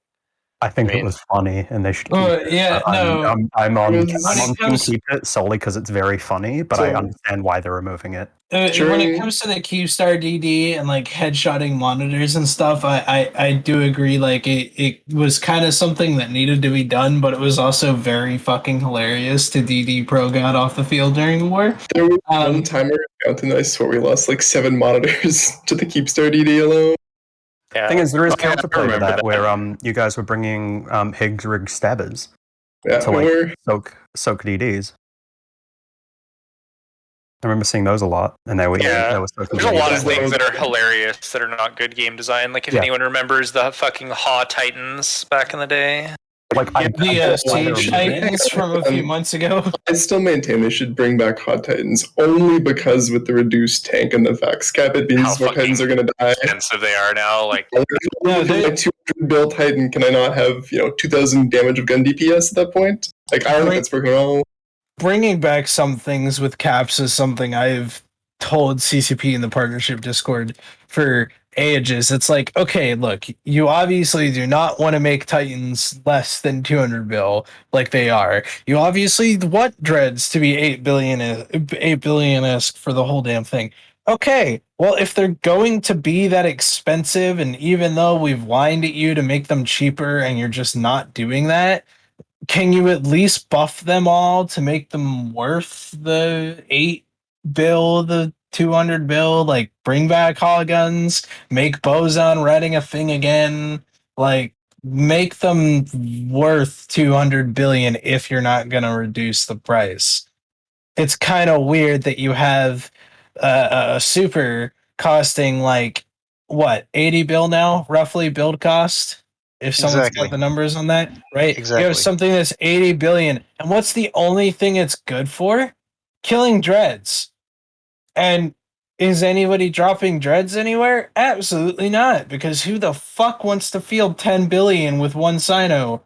Right? Well, you can't say that after today. I wasn't here for today, so I exclude. I mean more of just the fact that like I think the problem is more the long gaps between these large scale fights. I don't think I'm not saying there should be a trillion disc brawl every week or even every 2 weeks, but it feels like it's every kind of 6 months right now we see these fights this scale in nullsec, and I feel like the game would be better off if there was maybe every month or two we see something like this happen and develop.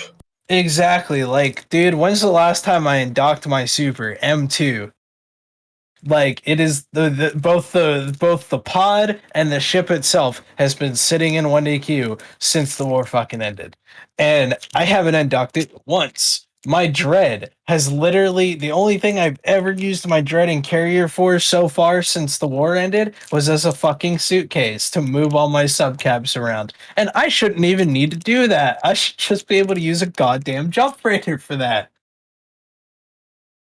I agree. I mean, I think a lot of people would have more fun if caps and super caps were more accessible. I think one of the problems right now with super caps is there isn't really an escalation chain. You only use supers and titans now basically to kill other capitals, but because capitals get used so infrequently, they're just never used unless there's a giant. I would actually I think CCP should divorce the jump bridge, the Titan bridge roll, from the Titan, and make some sort of make it so you can fit them on Nixes or something. Because one of the things I was talking, I don't know if you remember this, Johnny, we were talking a while ago. I was saying I'm fine with Titans being expensive, but the problem is I know in these big alliances we're just used to having tons of Titans from back when they were cheap to make and stuff. But let's say that you're a smaller alliance, right? And you're trying to Titan bridges are objectively almost essentially, I mean, they're essential if you want to play the game in nullsec nowadays, or even low sec or anywhere. And why should they're not balanced around the Titan bridge, right? That's not why they're expensive. They're expensive because they have DDs and they had a lot of EHP and they take reps while they're doing a lot of damage, right? So the Titan bridge itself, I don't think CCP is trying to restrict how many people have access to Titan bridges. And so I think they should make it so that there's a cheaper platform for Titan bridges. And you know what? I would be fine. I have a Titan, but I would be fine. I get that they're too strong and they're trying to change it. I actually don't mind that so much. I just wish they would make it so that other things can Titan bridge, because there's no real reason that should be locked behind 300 bill or whatever. Here's a pseudo dumb idea, but bear with me here. And I know everyone's probably oh god, Mifune with the dumb idea, but hear me out, right? Crab beacons. The current use for crab beacons, or the current meta with doing crab beacons, is with dreads, right?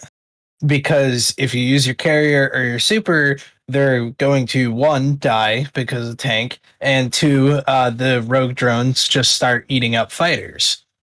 And they don't shoot fighters, by the way. Not anymore? No, they changed it a little bit. Actually, I would argue when they argue first that came the out meta on is CC. not super is actually supers, but Is it not? Okay, I haven't touched crab beacons since they were on CC, right before they came out, and back then they had a thing where they were shooting supers. The meta is super carriers because you can actually save a super carrier, whereas if I bridge 40 bombers on your dread, you're just gonna die before you can ping for anything to save you. Right. What if we had multi-level crab beacons? A crab beacon that is designed for Titan level combat, where it's semi-difficult but bearable for a Titan to do. And if a super carrier or dread tries to attempt to do a Titan level crab beacon, they're just gonna, it's a waste because you're just gonna get killed by the amount of rats and DPS that they do. And then you have one for the dread, one for the carrier, and one for the super. And it's multi-level crab beacons with scalable results for the scalable risk of fielding your capital. I think that would highly favor the groups that have more developed umbrellas and response times. If, let's say... I mean, that's how it always is, though. That's how it always was, though. 2018, 2019, during the golden age of EVE Online, where everyone was space rich, it was always about who had the bigger umbrella, who could have the low response times and the stuff like that. I think there's a lot of ways to make ISK now that are not tied to having a lot of space or giant umbrella, like Pockfin, Moons. There's so many good ways to make ISK now that aren't tied to having 100 dudes jumping to back you up. Yeah, and there's plenty of ways to make ISK, and I'm not saying that we need to reintroduce capital proliferation like we had. I'm just saying this would be a viable option to actually use something like your Titan other than sitting on a Citadel and bridging, and other than the occasional 5-year Titan fuckfest that we see every once in a while, right? Like, this is something for you to do daily with your Titan. That's one of the work reasons so I hard think they for. should take the bridge away from the Titan. Like, I don't think it's really suited to What the I would say though, platform Zach, is anymore. that if you take the bridge away from Not the necessarily Titan, take it away, but add it to something else, Okay. I would say. that, like, arguably super carriers are better at killing capitals than Titans because you have unlimited range, which is a problem in itself, right? If I've hit DDAs in my Hell or my Nyx, I'm doing like 20,000 damage. If I have a Doomsday in long range guns with Titan, it's like what, 10 or 11? I think that CCP can successfully balance Titans based on making, like, if Dreads were still 2 to 3 bill, I think the whole meta would work itself out because you could easily drop, like, Titans are no longer super strong because they're super expensive and you can, like, trade pretty well with Dreads. Titans haven't been strong for a while now. Well, no, I'm just saying, like, they're Titans haven't clearly been very worried strong. about it, right? They've nerfed the shit out of them and they made them really expensive. They're very worried about Titan proliferation. So, like, I think that's fine. I think what they have lost sight of in that making Titans so expensive, like I said, I mean, I used to run a smaller alliance, and I remember even when they were cheaper, buying a Titan so that we could bridge, it was like a big deal. Like, it was very expensive, and like we did not have, you know, you couldn't build Titans back then without other people's permission. I mean, arguably you still can't because Sotios are big pinatas, but I mean, like, Titans are just like, it's a big wall to lock something as basic as Titan bridging behind. Like, basically every alliance nowadays, if you want to function as a PvP alliance, you need to be able to Titan bridge, and there's really no reason to lock it behind 200 bill, right? Like, I think that's not necessary. Yeah, I mean, I think a lot of people think that current super carrier, like, every capital cost probably is excessive right now relative to what they provide, but Especially Dreads. Like, I'd be okay with literally everything as it is, except Dreads should be cheap because it literally balances everything else out, right? Like, you have a lot of carriers, that's fine. Like, that means that you can drop a bunch of Dreads on them, and, like, you know, like, Dreads are only really good for one thing, so they should be pretty cheap. Like, carriers are good for, haven't been meta now for like years either. yeah, and Dreads are not like super oppressive on any meta. Like, carriers are, supers are, as Titans not really, but like, I think the balance is out of whack. I think Dreads should definitely be cheaper than carriers in facts, and they should kind of be treated as more disposable. Like, if you look at the big fights too, I think there was like 150, maybe 200 Dreads in field today, and very few actual carriers died. I think we lost one, and like Goons lost like 5 or something, but it wasn't very many. That's because the Dreads weren't targeting the carriers; they were targeting each other. From my I wasn't in the fight today, so correct me if I'm wrong there. But that was kind of the thing, right? We shot the carriers after all the Dreads were dead or jumped out. Well, yeah, after all the Dreads were dead or jumped out, but during the majority of the actual fight, it was just Dreads killing Dreads. Yeah, like the logic there is I can kill the Naglfar that does 15,000 damage, or I can shoot the Thanatos that does like 1,500 DPS, right? It's more helpful. And is also receiving fact reps during that time.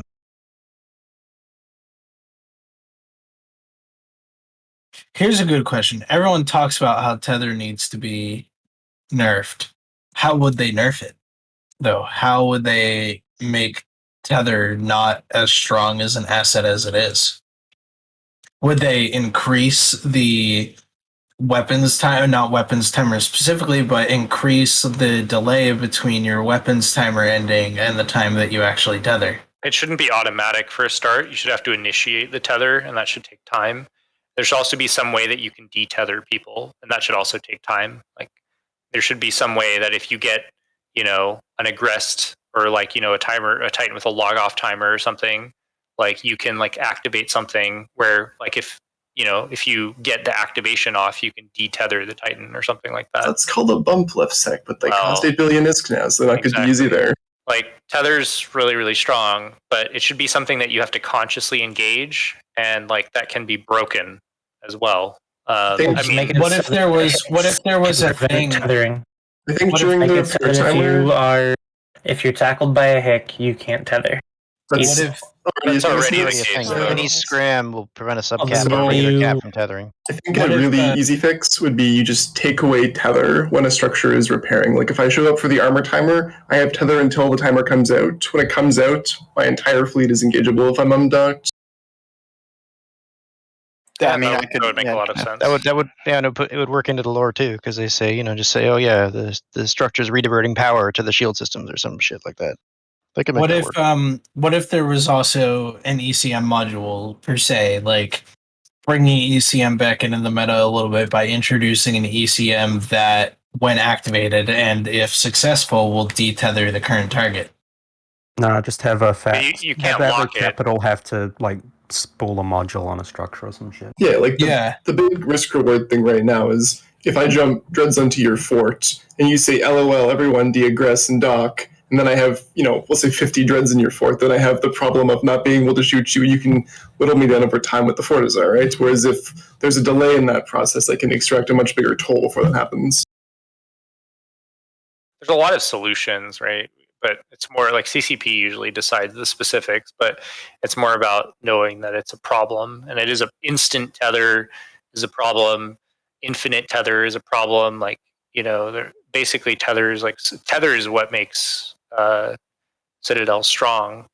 Well, also the fact that you basically can't tackle capitals on any structure that can fit a PDS, but they're fixing that with the PDS ammunition. You can. It's just really hard to execute in practice. Like the amount of it requires a massively disproportionate amount of execution from the attacker relative to the defender. It's either mass hicks or you fit like heavy points in all your dreads, which are immobile. Sirens might work when they change PDS if they can live long enough. Help with that. Yeah, tether takes away a lot of the things that used to make so. I almost wrote like a post about this on Reddit at one point, but basically there's different scales that which you can sort of create timers or create conflict, right? There's Citadel timers and then there's flex structures. But what you're missing is so the Citadels are kind of high risk, high reward, right? You spend a lot of time and a lot of effort to do something that has a large reward, destroying the structure. Flex structures are kind of medium risk, medium reward, right? You spend a little bit of time doing something that has kind of a temporary effect, and then maybe at the end you can get a kill mail.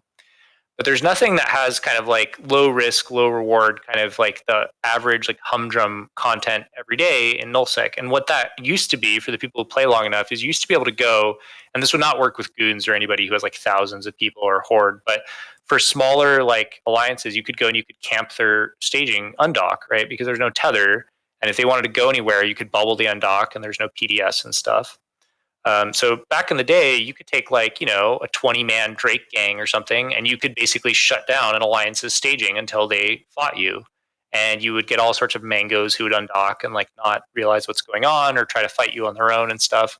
And so you're not winning anything, right? You're not making any huge gains, but it's kind of low investment and low reward, right? There's some other examples I think you could imagine of that. So Tether takes that away, and so does PDS and a lot of other things that Citadels have. But that used to be something that you could do, and people did that all the time. And some people built entire alliances or corps around doing that. And then one of the other things you could do is right now, the way that the ESS and stuff works, it's really non-functional in terms of actually stealing stuff. It doesn't really work the way it's intended. But there's so many things wrong with the ESS stuff. But imagine if you could go in and online a module or basically a Sino beacon, and it took 20 minutes to online. I mean, it's arbitrary, right? It could be 15 or 10 or whatever. You could balance it. But after those 10 minutes, it would basically steal straight into your wallet 20% of the bounties for the next 4 to 6 hours. So basically, people have a 20-minute window, which is pretty long. Could be 15 or 10. Like I said, the number doesn't matter. So it's kind of low stakes, right? You're stealing some people's bounties. It's not changing the outcome of a war or anything.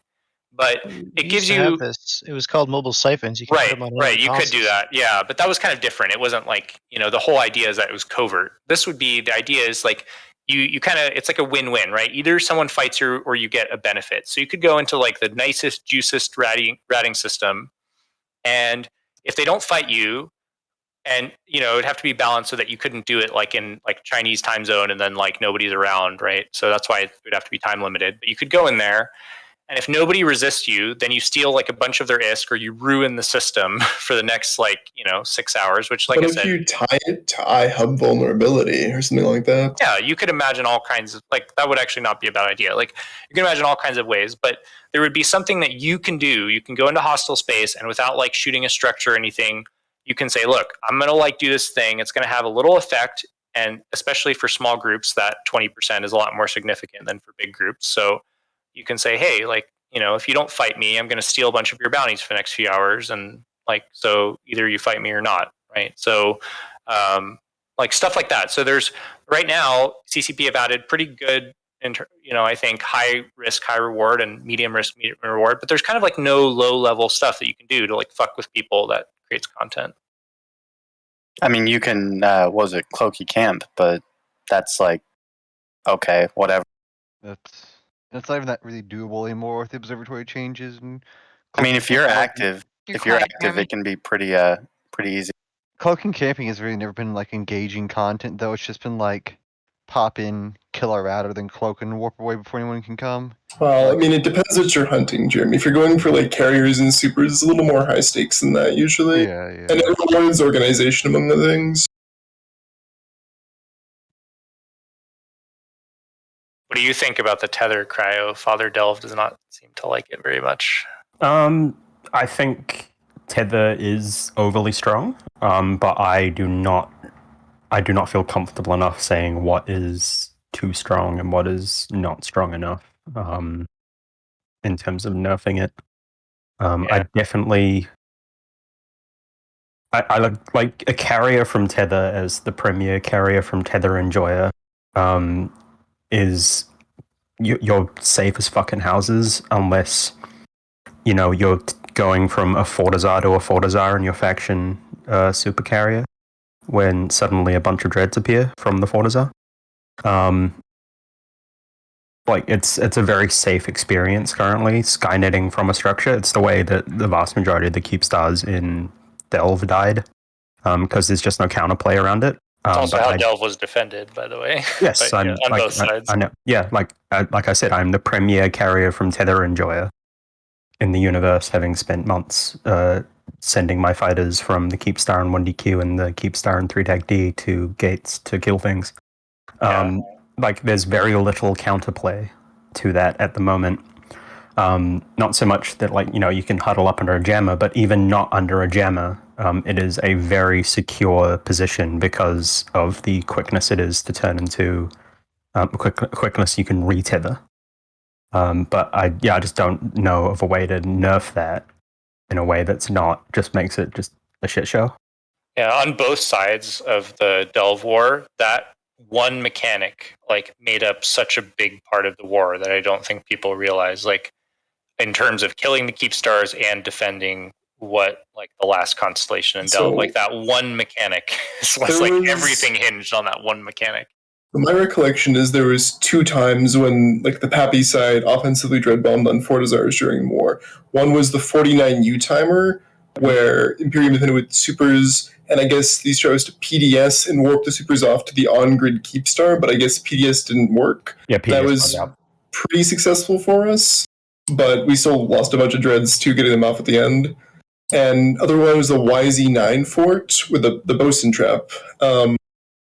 I think that worked okay too, but it only worked because Goons were trying to escalation bait us to commit more and more to the grid so they could try the bosun trap, basically.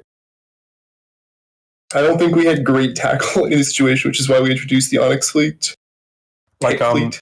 Yeah, at that point in YZ9, you guys had a very rigid escalation chain that you would do every single time that we were trying to exploit. I believe was or at least that's what I've been told. You would escalate in a similar way, and you would sino in on the same sino, a single sino every single time. Every single super coming in on one sino. I don't think it was a single sino, but they were usually pretty close.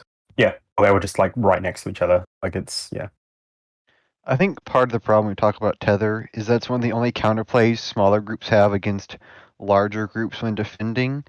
So you need to find some larger way to balance against getting blobbed, essentially, which is really hard to do. Well, getting blobbed is part of Eve, and even when I get blobbed, I accept that. But I think, like what I said, the solution is not tether. The solution is reducing force projection, so that if someone wants to come and invade you, they actually have to come and invade Yeah. you. They can't do it from across the game, right? So None of if you're these going to changes can be lose, made in a vacuum. I think is the key point I actually need to Yeah. fall back on is you can't make it like it's like I brought up earlier, lol at these battleship buffs without the accompanying structure nerfs that were promised at the same time. Like in this little 2 or 3 month gap before the structure nerfs come in, defensive battleships on a structure are fucking insane. Things like that. Like it's just absolutely nuts. That because Eve is not a deathmatch shooter game where I can just nerf the DPS of a gun to fix a problem. So the only battleship fights that I've seen in Null were the ones where we were in Paladins, I believe, right, Securitas, which is a very, very like heavy, expensive battleship for anyone unaware. Yeah, I mean, I haven't seen a lot of other battleship fights other than that one It's only specific because one we between live locally. Darkshines. Yeah. And like I said, the only reason we were able to do those is because the particular situation surrounding that was that the gameplay was more local than it, because there was not, we did have local cap superiority at the time. Like I said, that is not a given, and that has now changed. So, it's also because we built a group that's very like. But I think like I would not say that like tether is a really wonky mechanic to make smaller, like any mechanic that a smaller alliance can use for the most part, a bigger alliance will use just better. So like you can't balance stuff around like that. The only way to balance it is to make things more localized. Like, and that means that if a bigger alliance wants to bully you, they can, but they have to put in the effort to do it. That's like, I don't think the solution is to like rely on like weird wonky mechanics, because like there's nothing that inherently is better at smaller scale about tether. It's like if a big group wanted to kick a small group out of Venal, for instance, they probably could very easily. You well, would you think. can get people out of Venal back to NPC stations. You know, missing that key part. But yeah, it's like we've been saying the whole time, and you guys were saying it before I turned up, is none of these changes can happen in a vacuum without understanding that there's massive knock-on effects. The fact that I can get from Faith Abylis to fucking Cloud Ring in 15 minutes is fucked. And is like that's a reason why Cloud Ring got just steamrolled, is because I can get there in 3 minutes from 1DQ. And I suspect the reason Venal got steamrolled because Tess can get there in 6 minutes.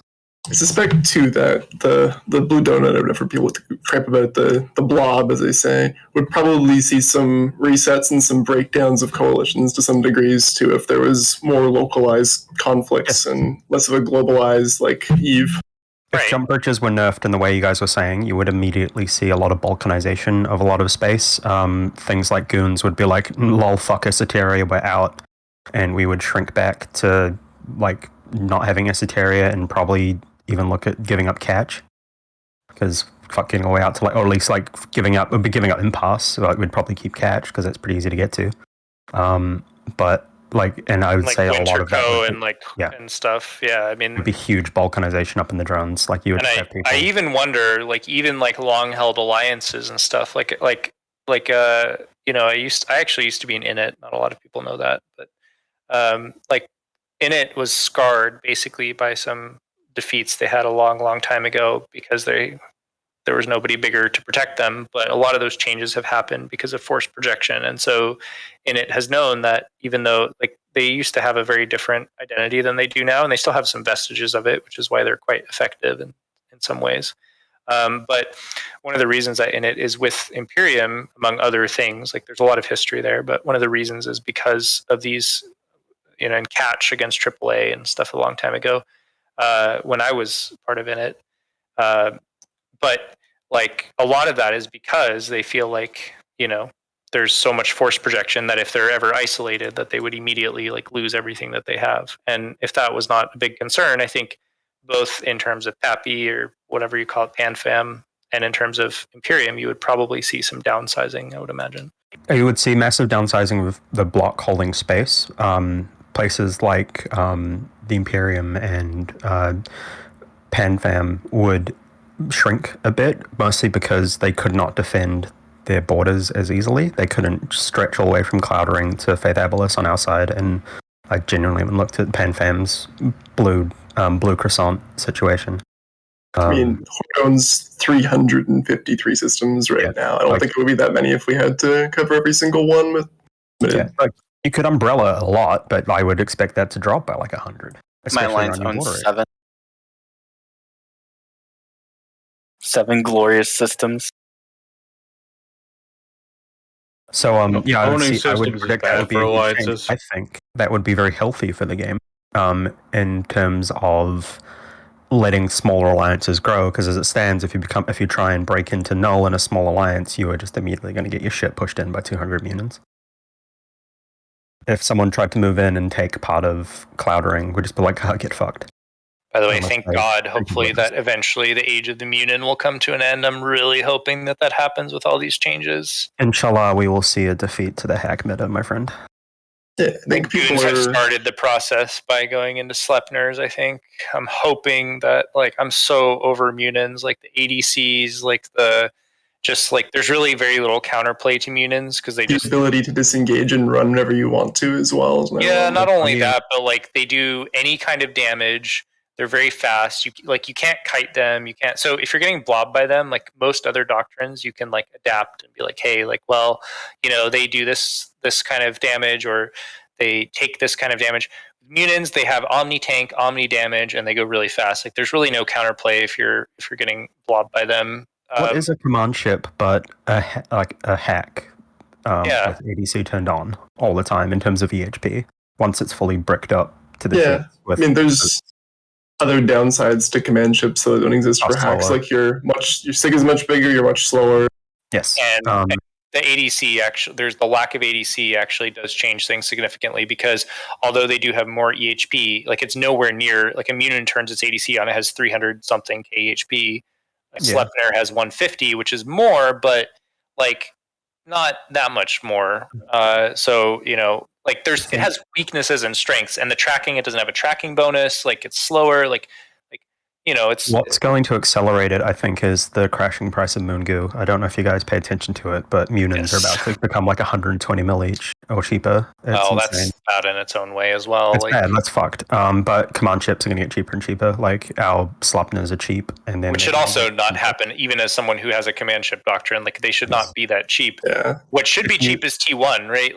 Remember? Do you remember that Vulture fight we had against where we were fighting Goon Feroxes? We lost almost nothing, and still the battle report was very even, which is as annoying as it was. And lost 2 Vultures, and the battle report was almost even. Yeah, and as annoying as that was, that's kind of how it should be, right? That's the whole point of T1 ships, is you can bleed heavily, and then you kill a couple of ships, and it kind of is a wash, and that's how it should be.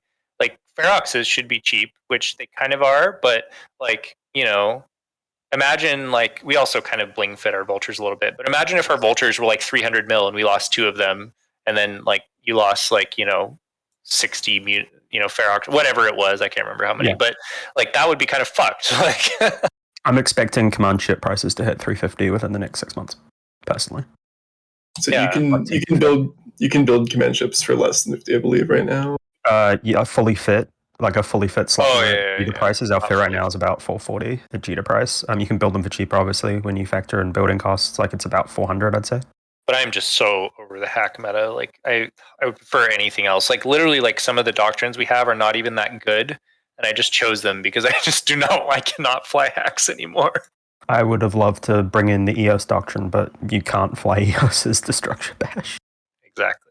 Yes, that is another issue with the bombs and the PDSs.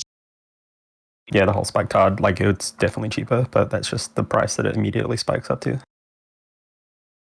I think it's very good for the game, though, I would say, to see some shift away from hacks in general, be it battleships or battlecruisers. I think heavier hulls for big timers is good because it's more escalation. I don't know if you'll see them go away still, just because once you get to the point where you're alphaing through a Slupner or a Vulture, just bring a hack. It's cheaper, and you'll just... Okay. It's going to die the same amount of time. Maybe. I don't know. I think it kind of depends. The Slepners were definitely, they have so much volley. They were 6,000 alpha on a battlecruiser hull is ridiculous. It's 2/3 of 1,400 millimeter guns, but with way better tracking and speed and mobility. Slepner's a very good ship. I have opinions on outfit. but I'm in no position to change it. We do too, but we're not going to share them on stream, I don't think. Oh, come on. I have opinions, but We'll just say it could be better and leave it at that. It could be better. It could be a lot worse. There's so many ways. It could be fit like some of the dreads I saw today. My favorite from the Pappy side was the 50 MN hyperspatial rig nag. What? Oh god, Yeah. I did not see that. You look at it if you have it anywhere. I added you with it earlier, Johnny, if you I'll said check. mentions. One of them on the it was an XIX dread. It had a 50 MN MWD, 2 hyper rigs, and a metastasis adjuster rig.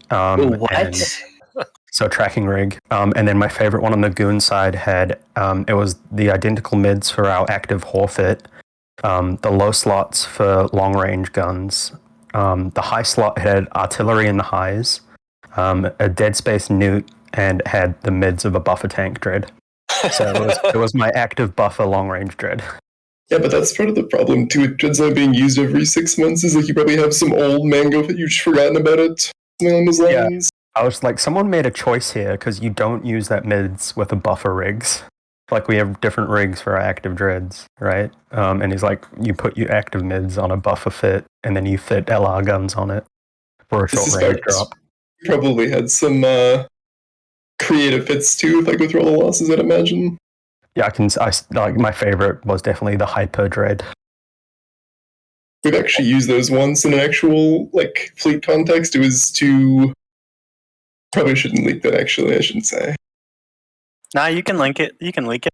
No one will stop you. Think about why you might want hyper rigs on a dread for a set piece gang. That's all I'll say. Kind of NZ kill. Ooh, who's Moose Army? Moose Army were in test, and now they're going to take a wild fucking guess. They were. Oh, they joining us? Can't say anything. So I just got this notification that they took our war or something. Oh gosh. I think I heard about this a month ago in Cesspool. Huh. Yeah, I mean, I personally, like I said, I think that the Eve fucking needs some balkanization right now. So, I mean, right? Oh, the it's going to end up as like Goons and Horde just being enormous. Like, yeah, so obviously any active Goons now. Actually, after this change, there's like 1,000 player count difference. Yeah, I mean, so I'm hoping that CCP realizes that in terms of long-term health, that's something that needs to happen. I lied, it's 4,000 players, but that's like insane. Like the fact we now have 2 corps, 2 alliances, going to be in the 30,000 mark very soon. And it's just like, then the next is Frat at 23, and then there's just a huge cliff, and it's the only one in the 10k mark. Test has dropped below 10k. They're almost a Brave tier. Whoa! Jeremy, do you have a response for that? I don't speak for Test, so I can't say anything. In terms of player numbers, it looks like Brave is more active at the moment. Does Shattered Armor have any words about that? Like, let's remember too that while player count in Alliance does matter, the number that fundamentally matters the most is how many dudes you can get in fleet for a set fleet ping. And like as an example, like Init gets a lot of dudes in fleet, I would say, relative to their fleet pings. Like they're highly motivated and active. It's very variable. Like it's kind of interesting. And it's a kind of interesting example because sometimes it's like really, really bad, and you're like, "Wow, how is that possible?" But then other times you're like, "Holy fuck!" They put like 300 people on grid, despite having being a third the size of both Horde and Goons, and Horde and Goons had 500 and they had 300. So it looks like Brave and Test have actually similar activity. They're about both in the 400s characters active in the last 7 days. Yeah, I actually think that has probably less to do with the war and the aftermath and more to do with the fact that like there's not a lot just going on, and like people don't want to start conflicts because it's so much work with all the Citadel changes and stuff. Like you can't pull an Elo night and just like go and camp people stationed on dock anymore. I like how Brendan's trying to shit talk me about do something about it, cryo, self-destruct Goons. It's like, no, why should I be responsible for CCP's game design choices?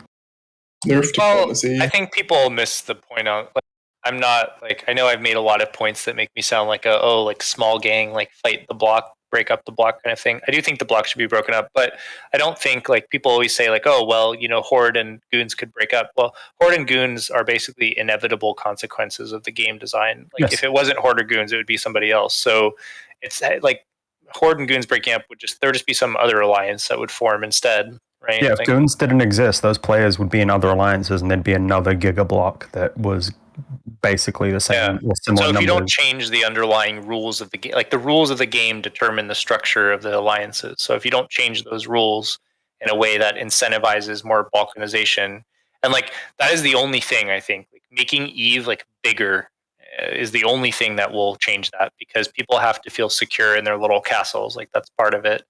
And if, like that means that you have to reduce the reach of everybody a little bit. And it's like it's uncomfortable for everybody, right? Like nobody wants to nerf their own power, but if we all do it together, right? Like I love the fact that I can move Horde down here from drones, but I know it's also super fucking unbalanced. So, like we have to kind of like take it all. Like it's not, no one group is really going to get hit. Like all the big groups are going to take a hit, but we'll take it all kind of together. Like it's not going to make Goons weaker than Horde or Horde weaker than Goons. Yeah, like Securitas and I are on the same page where we want the ability for blocks this size to actually exist, to be nerfed, and make harder to even exist and run, whereas you get idiots in the comments of Reddit and in Twitch chat going, herd self-destruct your alliance, when if that happened, they would just be another alliance causing the exact same fucking problems. Like, us self-destructing would not immediately fix the game, same with Horde. If both of us just went right-click delete on the alliance, both those alliances right now, nothing would fundamentally change in what would inevitably occur. Like, the universe would recoalesce into 2 giga blocks in 3 years' time, because that is the way the universe is structured. Or I guess maybe 3 if you count Frat, I guess, it depends. Like right now, they're kind of... The benefit to being in big alliances is pretty, like, stark at the moment, I would say. Like, you just get to log in, you get your ship that's been conveniently seeded for you in staging at a reasonable price, you buy it, you go on your fleet for an hour, you explode and get reimbursed immediately, and you do it again tomorrow. The problem is like the quality and frequency of those conflicts. Like it used to be, like, I don't know, like when like I said, I know that Eve is a different game now, and I don't want to say it always has to be like it was in the past, but there were some good things about how Eve used to be, and there were some bad things. The bad things were mostly things that CCP has slowly fixed, where things were just fucking broken or inconvenient or just designed in a poor way, where like the balancing factor was how like much of a struggle bus you had to get on to work basic things. Like those were bad things about Eve. The good things about Eve was that there used to be a huge diversity of blocks, and they were all kind of local, and they would kind of have shifting alliances between each other. And there was a really big difference between the most powerful groups and like the middle of the range was a lot closer to the most powerful groups, right? There was like a middle class of Eve alliances, which really does not exist anymore. I mean, right now you have 3, I would say 3 blocks. I know Fraternity and FAM are allied right now, but you basically have 3 individual groups that have like super powerful super cap fleets and umbrellas and all that stuff. And then you have everybody else who like kind of has to work with those people and do what they want. So I wouldn't actually. I genuinely want Brendan to join the Discord so I can call him an idiot to his face rather than yelling at him in chat, because he's saying remove blues, like bluing people in game wasn't added to the game after alliances literally introduced portrait packs to make people show up as like colored avatars so they could see who was an ally or not, when that mechanic didn't exist in the game and CCP implemented it because players needed it to occur. Like removing it would just mean we'd just start doing that again, because that is an easy way to show who's an ally. Question, but like I know it's like PlanetSide has a system where they have like 3 different groups and they kind of have anti-blobbing. Is there a way to implement something that PlanetSide has into Eve to make sure? I think not without fundamentally changing the way the game works. Like when you blob through like a universe and things, and you blob through a region, like it locks it out for ages. But you also get like buffs to your respawn time if you're on the back foot and things like that. So it's always in a pendulum. Like there's no way to build an unassailable blob. Like everything will fall eventually.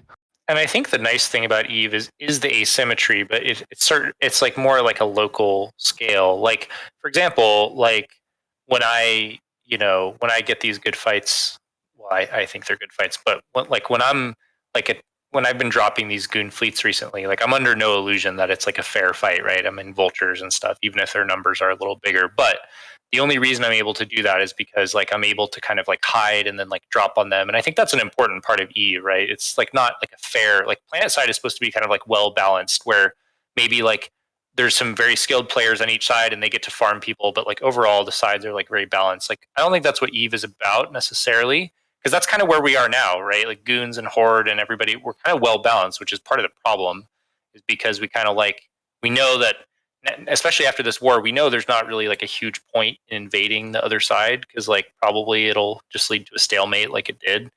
But you know, like that's because there's such a huge amount of people on each side, and there's a lot of like flexibility in terms of how many people will show up, right? Like the more you get pushed, the more people will show up, so it kind of balances out. But you know, I think that would take away from Eve. Basically, is taking away that if you put like hard requirements, it has to be soft. In Eve, the incentives and the punishments always have to be a soft balancing power. They can't be hard. You can't put hard limits on fleet size or amount of blues. Like none of that will work, because people just find workarounds for it. It has to be like an incentive to like why would you have so many blues when it's actually easier not to, right? Like it has to be something like that. Like it has to be the preferred choice rather than something you're forced to. I really want to know who this Scaradon guy is, because he's really triggered by me saying that Pandemic Horde is about to have the same amount of numbers on paper as Goons. Dude, Like stop that's getting triggered incredible. by Twitch chat, dude. I mean, No. they've My mental illness, I will have the coping mechanism. Oh my god, dude. Goons have had less actives than Horde for a while on Zkill now. It's almost like we were. I mean, it kind of doesn't sitting at home matter doing nothing. because Goons are motivated by different things, right? Goons are motivated when they're invaded or something like that. So the numbers right now are not super relevant, but it's kind of like it's irrelevant to I think what we're talking about, which is that like the game needs to be sort of broken up, but it cannot be in a like top down kind of like hard rules kind of thing. It just has to be like, hey, it's like you make it hard enough to make a big blob that it's just easier not to make a big blob, rather than putting hard limits on it. Like literally, the only point I'm making with the coalescing is you're just going to see more groups splinter into either the Imperium or Horde, because that is the way the game is set up, and I don't like that for the life of the game. The game's PC is already in the fucking shitter, and you need to change something. And just continuing down the path we have going, it's just like the PCU for the last 3 months has been like a 5K a day drop compared to a year ago. Yeah, I think the best scenario for Eve is when you have FCs and leaders who like are, who have their own corp or something, and they look at like regions and they're like, hey, like I want that. I could take that. Right now, no one's thinking that because they know that they can't, right? Like let's say for the sake of argument that I wanted to, I'm pretty busy in real life, but like let's say I wanted to lead my own small scale alliance and like take space. Like Spaceship Samurai coming back? Question mark, please. Like there's nowhere I can look at where I could be like, oh yeah, like that'll I'll just take that. No one, there like there's no power around there, and no one can stop me. Like there's nothing like that. And then even if I did take it, there's like most space is not really worth having and stuff. So like the calculus needs to change where you have people like like Black Legion, or you have like FCs who step up and be like, hey, like they're going to be way overstretched if they come out here to Cloud Ring, or they come all the way out here to Scalding Pass, or they come all the way out here to Pureblind. So I'm just going to form my own alliance and take it. Like no one, like they'll have to fight me for it. And I would love to see a passive moon mining functionality return. I know it's hated by some people, but that kind of thing that allows you to have like passive income that isn't tied to renters or taxes would be really good for those kind of groups, I think. Oh, you're not like that's the big problem we have is what's the point in me going out and knocking over an Athenor like fucking Esoteria to go and mine it, because I have to send like a fleet of procurers out there. I think that. So the solution. Sorry, Jeremy. The solution to that, I think they should add some kind of passive moon functionality that pays out a much smaller total of the actively mined percentage, but without having to physically go there and mine it yourself. Yeah, like it would be great to be able to just passively moon mine some shit in Iridia that I didn't have to go and moon mine, right? I think the DBS does this in the reverse way, whereas having space during passive moon mining is like a carrot, it rewards you for having space.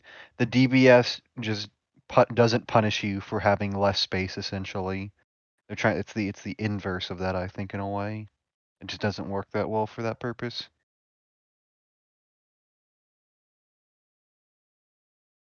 All I know is I hate the DBS. Does that make any sense, or am I Oh, just? DBS is just really awful. I mean, there's a lot of problems with from living in your DBS, space. but even if the DBS wasn't there, like there's still problems with how, like I think CCP overreacted, because I agree, like the excesses of like when everyone was like mining with like 4 multi-box work walls or 10 or however many, and you could just like infinitely produce whatever you needed. I get that was a problem, but I think now that the work walls have been nerfed so hard that like you don't have to like segregate like where minerals come from. Like people should be able to be relatively self-sufficient, and like space should be also like worth having. So like it's a combination of things. Like I have a laundry list of things about Eve that I want to change, and like it doesn't stop me from enjoying the game, but I think the game could be like so much more. Like if it wasn't just like, I'm getting kind of bored with the whole like it's just goons versus like PanFam like for the rest of the time. Like I mean, probably nobody will ever win that conflict, to be perfectly honest with you. And it's just someone will win when the other side quits, is what's going to happen. Yeah, but then like there's nothing worth winning over anymore, in my opinion, right? So, so I would like to see CCP change that, because someone in it's trying to bubble me. But I would like to see CCP change that, because I think that would be much healthier for the game, as if there was like a variety of different small alliances, and like when you pass through space, like there's this staging and that staging, and like the game did used to be like that. It was a really interesting place to be, and I think I didn't appreciate it until it was like mostly gone. Like now it's like there's a few bastions of light around the universe, so then it's like dark everywhere else. In better news, Formula One just announced their Vegas plans for next year, so we've got the Ultimate Goon meet coming up. When's Vegas, or when's the Formula One Vegas? 2023 in November. Oh. And the main straight's going down the strip. When is Eve? When is Eve Vegas? By the way, I live very close to Vegas, October. but I've never October been. 20. October 20th. Yeah. I'll be able to go So here, I just want to come to Eve, Arkansas. then. Is that a thing? Yeah, I'm the organizer of Eve, Arkansas. All 10 players in Arkansas. I live very close to Vegas. I mean, Gobbins was very disappointed in me last year when I didn't go because I had work, but my work is very inflexible. There are a whole 16 people on the Eve, Arkansas server. I think there are dogs fighting in my neighbor's yard, if you all can hear that. But there's 16 people in that Discord. That's 8 more than I expected. Well, I had it advertised on the women's Discord. Here, I'll give you the link if you want to do that. No, I already have it there. Oh, you have it, and you've done it. Yeah, if you do a write up though, I'll like put it on TIS or something. I got a forum post I sent to Gobbins. Let me get it real quick. I wanted to go to Eve to FanFest this year, but I couldn't get the vacation, unfortunately. I'm not good with my words, as you know, Rain. So I'm just gonna send this to you, and you can do with it what you want.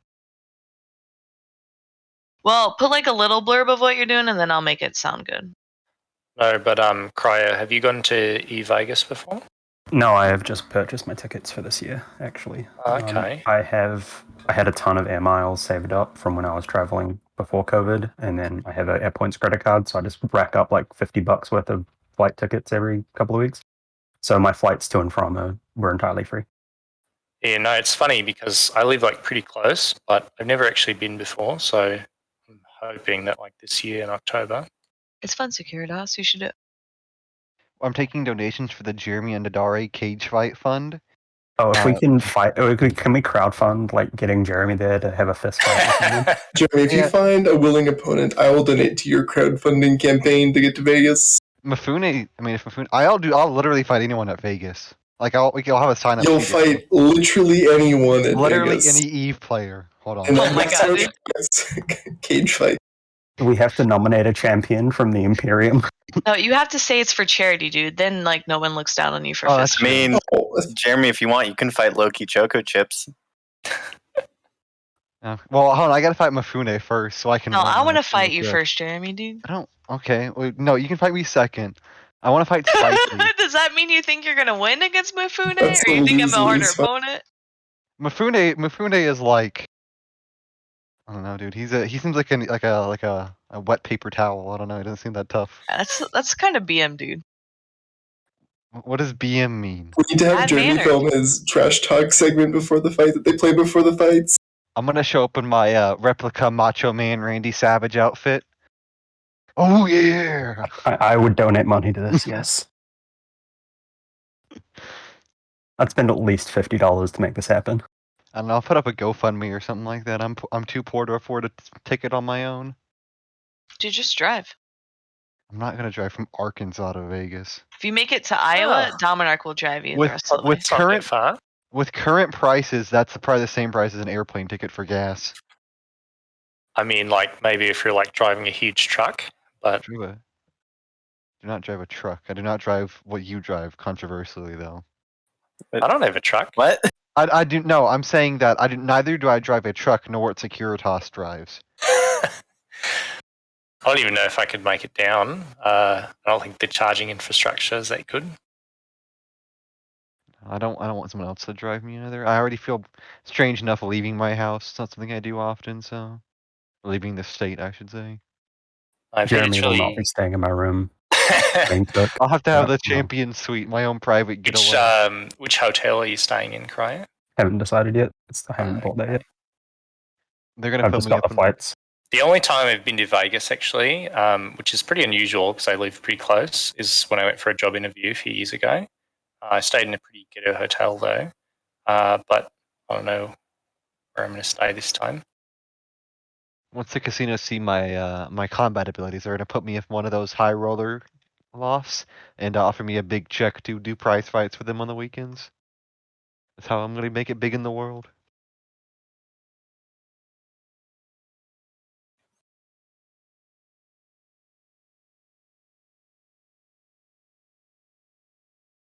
Anyway, so we've been doing this show for like almost 3 hours now. Does anyone have anything else they wanted to touch on? Horde is out of dreads in Vaithopolis. You should definitely drop us again next timer. I am moving another dreadnought down immediately. Can you guys, next time you do this, can you do it in U.S. time zones so someone No. can actually? God damn it! Next time, can you do it in LXQ? Yeah, let me just gate some dreads to LXQ. If you can arrange me safe passage to within jump range of LXQ. Yes, I will. Cry, I'm going to have to know how many more move ops you guys going to ping to replace the Dreadnought cache now. I'm doing one. I will probably do another 12 move ups. I'm pretty sure Goons have done more capital move ups than we average people in fleet. We will never stop. There will be we just basically ask if people need to move, and if they need to move, and there's enough people to justify it, then we'll move. Goons do one move up every time Ultra pings. It's a 1-to-1 ratio. We are not move upping every hour, thank you.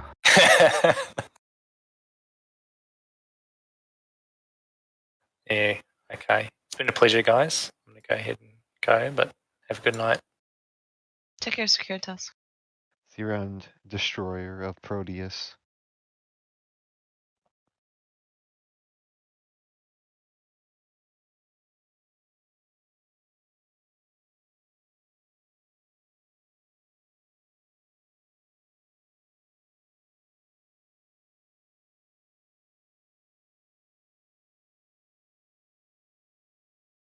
I think that's the stream. The scream? Who's running it? Do we just close Arena. out?